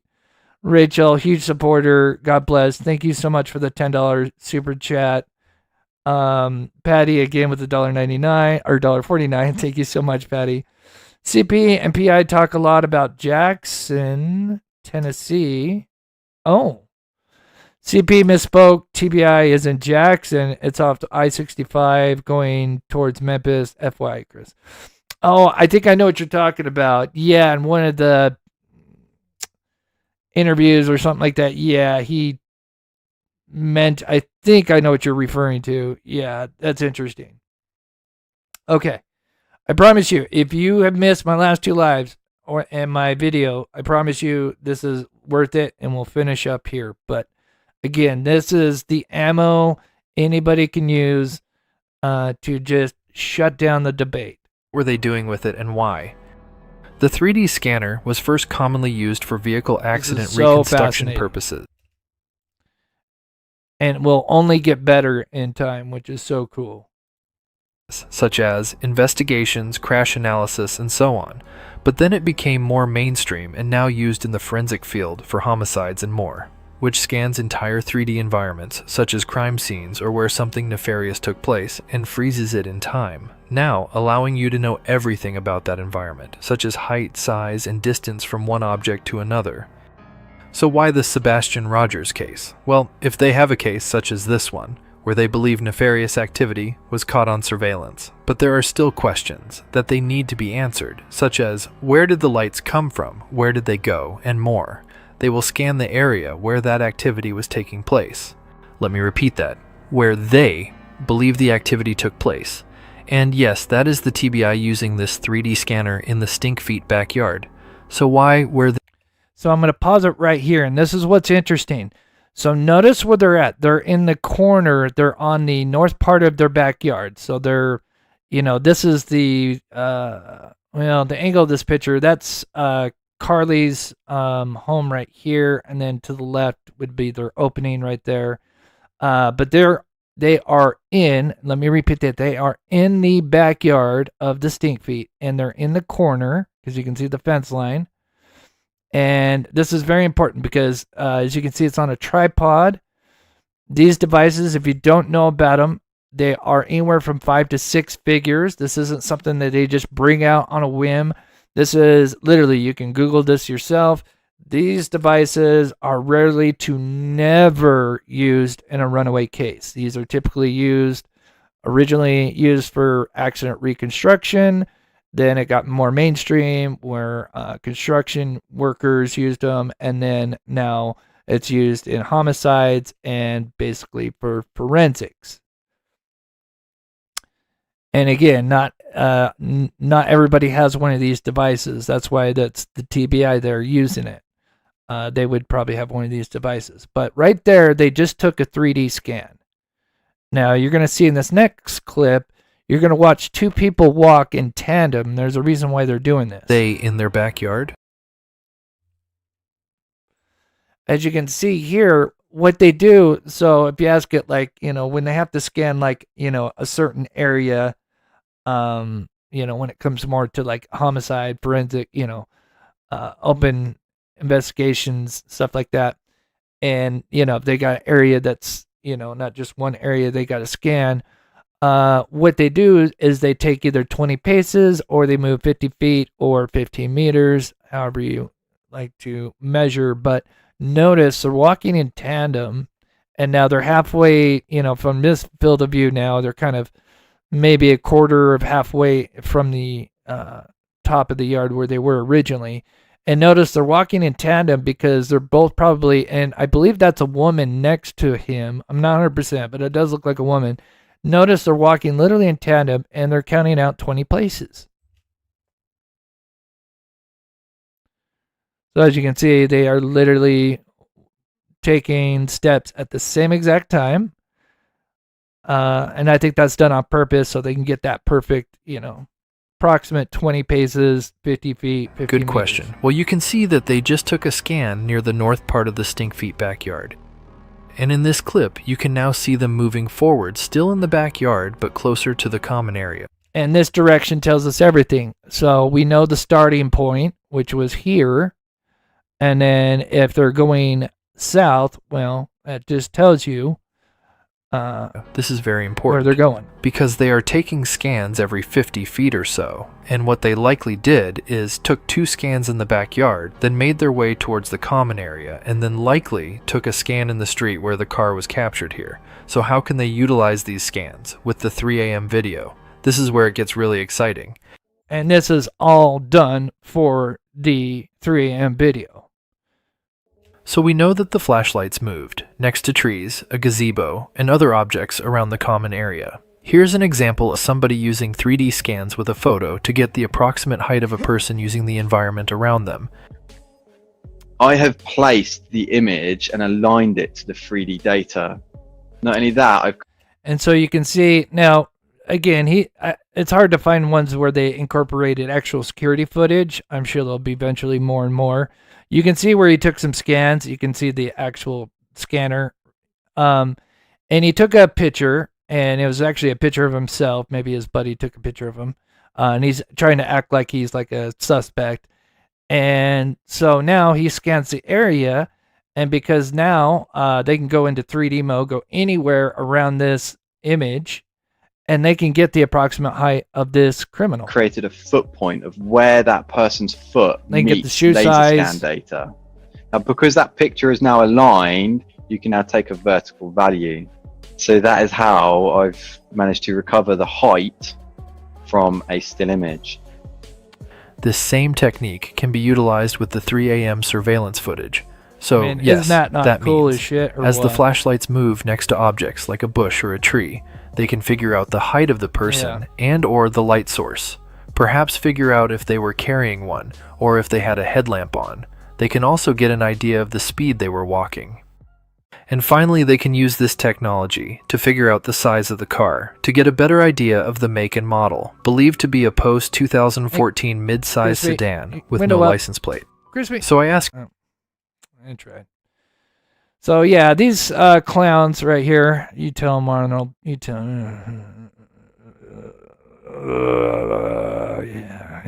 yeah.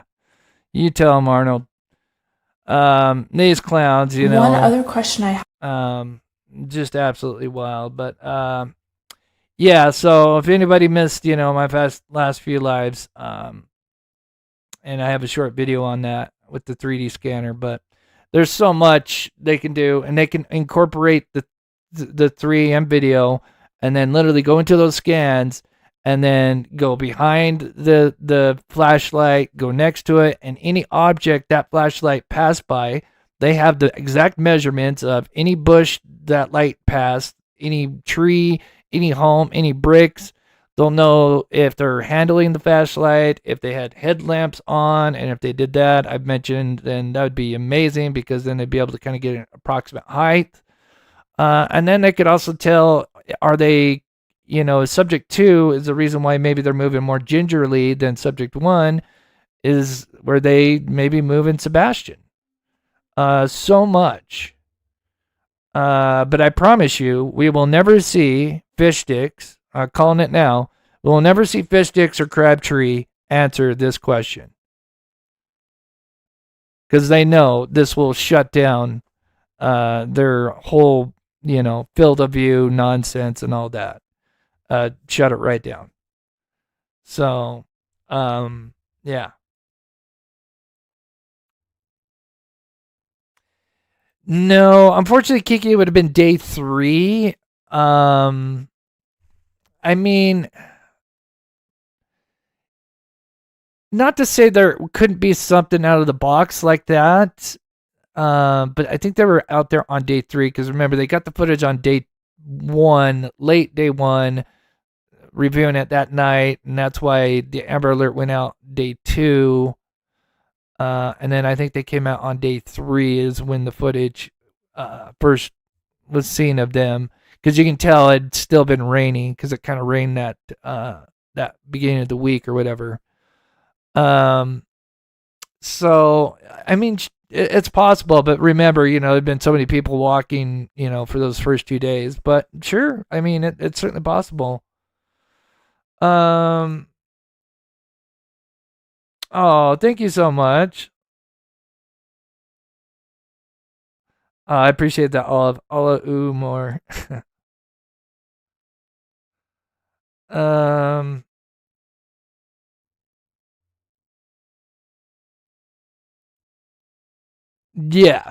Rhonda, trust me. Like I said, you can do your own research about those scanners. They are done for forensic purposes only. Because, again, they cost a lot of money. They take up a lot of memory. Just one scan, I forget. I could Google it. We're talking many, many terabytes. Because, again, it's doing a 3D scan, and it's, of course, you know, I don't know if it's 4K. You know, I'm sure that they're evolving. But, it's going to be at pretty high resolution as technology gets better. And then that's frozen in time. So day 3, they have that all there. So that is almost, although it wasn't taken that night, they pretty much know exactly how the environment was, where the bush is, how tall they were, it's all the same. And it can be utilized in so many different ways. And yeah, and that just tells you that, they wouldn't be doing that. They would be out on Stafford, if it was the trash truck and the trash man or whatever, all that stuff. Well, that wouldn't even be there. Like, again, because they want to say it happened at 5 a.m. They want to say the angle wasn't pointing towards the common area and it happened at 5 a.m. And that just tells you that much more. Why, when there's just unrefutable evidence at this point to say, no, they're not happening at 5 a.m., but they've been so adamant about it. That just proves more that they're hiding, stuff.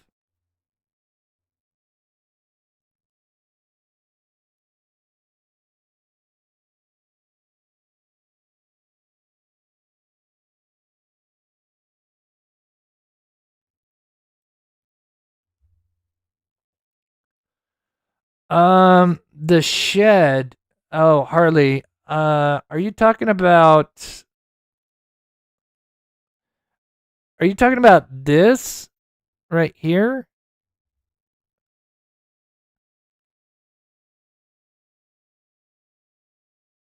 Trying to find the one like these right here. I thought originally, because it looked like a person and they had like a flashlight. I'm assuming this is what you're talking about. If I'm wrong, I apologize. It took me the longest time. This is actually the top of her van, this part here. And it's actually the floodlights, because remember, the floodlights were on the garage on that side. It's actually the reflection of the floodlights. And then part of what we see there is just the driveway, because the driveway slopes up. But yeah, a long time ago, when this first came out, trying to decipher it, we thought maybe this was a person. Assuming that's what you're talking about. If I'm not, I don't know. But yeah, no. I don't think anybody's over there.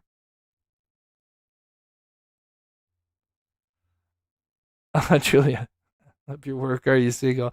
Thank you, Julia. I appreciate that. I am humbled.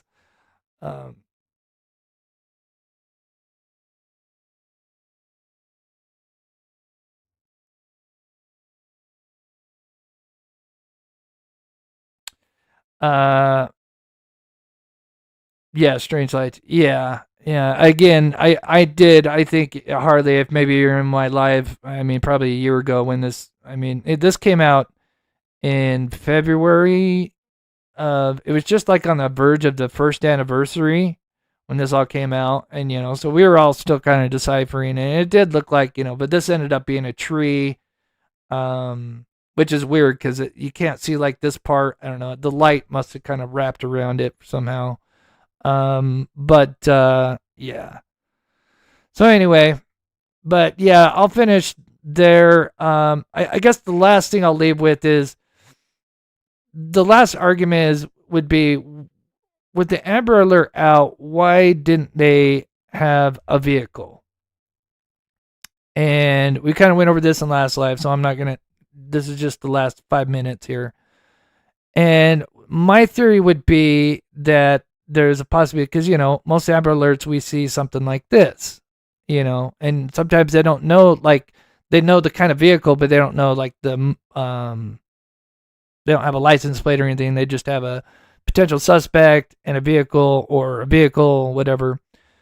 But yeah, I think my theory is this suggests a good possibility that the reason why they never gave us the 3 a.m. car, never released it, is because they're not even sure if he actually made it home from Texas Roadhouse. And so if that's the case, then I could kind of see why they may not release the vehicle. But again, the vehicle was still used some way in Sebastian's disappearance, right? Whether if he didn't make it home, they're moving at least his shoes back to the home so that, she can prove, look, he made it back home because there's his shoes. So I would say maybe that could be an argument as why we never got a vehicle. But I don't know. There's too much shady stuff going on, even with Sumner County. And I hate to throw law enforcement, I hate to go the corruption route, but man, too much stuff stinks. And there's a lot of these people, man, seem to have some interesting connections, alleged connections to politicians, and so it wouldn't surprise me if they kind of helped make this go hush hush. So, but in my opinion, I think the walls are closing in, and having SF kind of spirit my lives, and especially show up and comment in my live last night, tells us a lot that they're worried.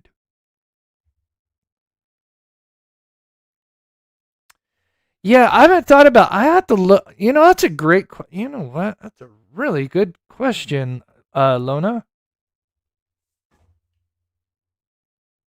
I'll have to see if I can kind of figure out that device they had, and see if those devices have. I would assume, yeah, because usually nowadays any pictures or videos have metadata in them. I mean, for the longest time. So I think you're right. Oh, thank you, Nora. Thank you guys so much. You guys are amazing. Sorry I didn't get as snarky as I usually do.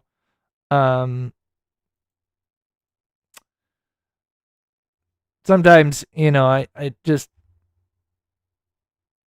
I'm always a presenter first, but got a little snarky today. But anyway, if you missed the first part of live, trust me, I hopefully, you got some interesting stuff from it, especially about the timeline. I know it doesn't solve the case, but it gives us some answers, in my opinion. And like I said, not to be a broken record, some of the stuff that I showed you, especially with the time frame and the subjects, this comes with, some insider info that, at one point I'll be able to share. But, yeah.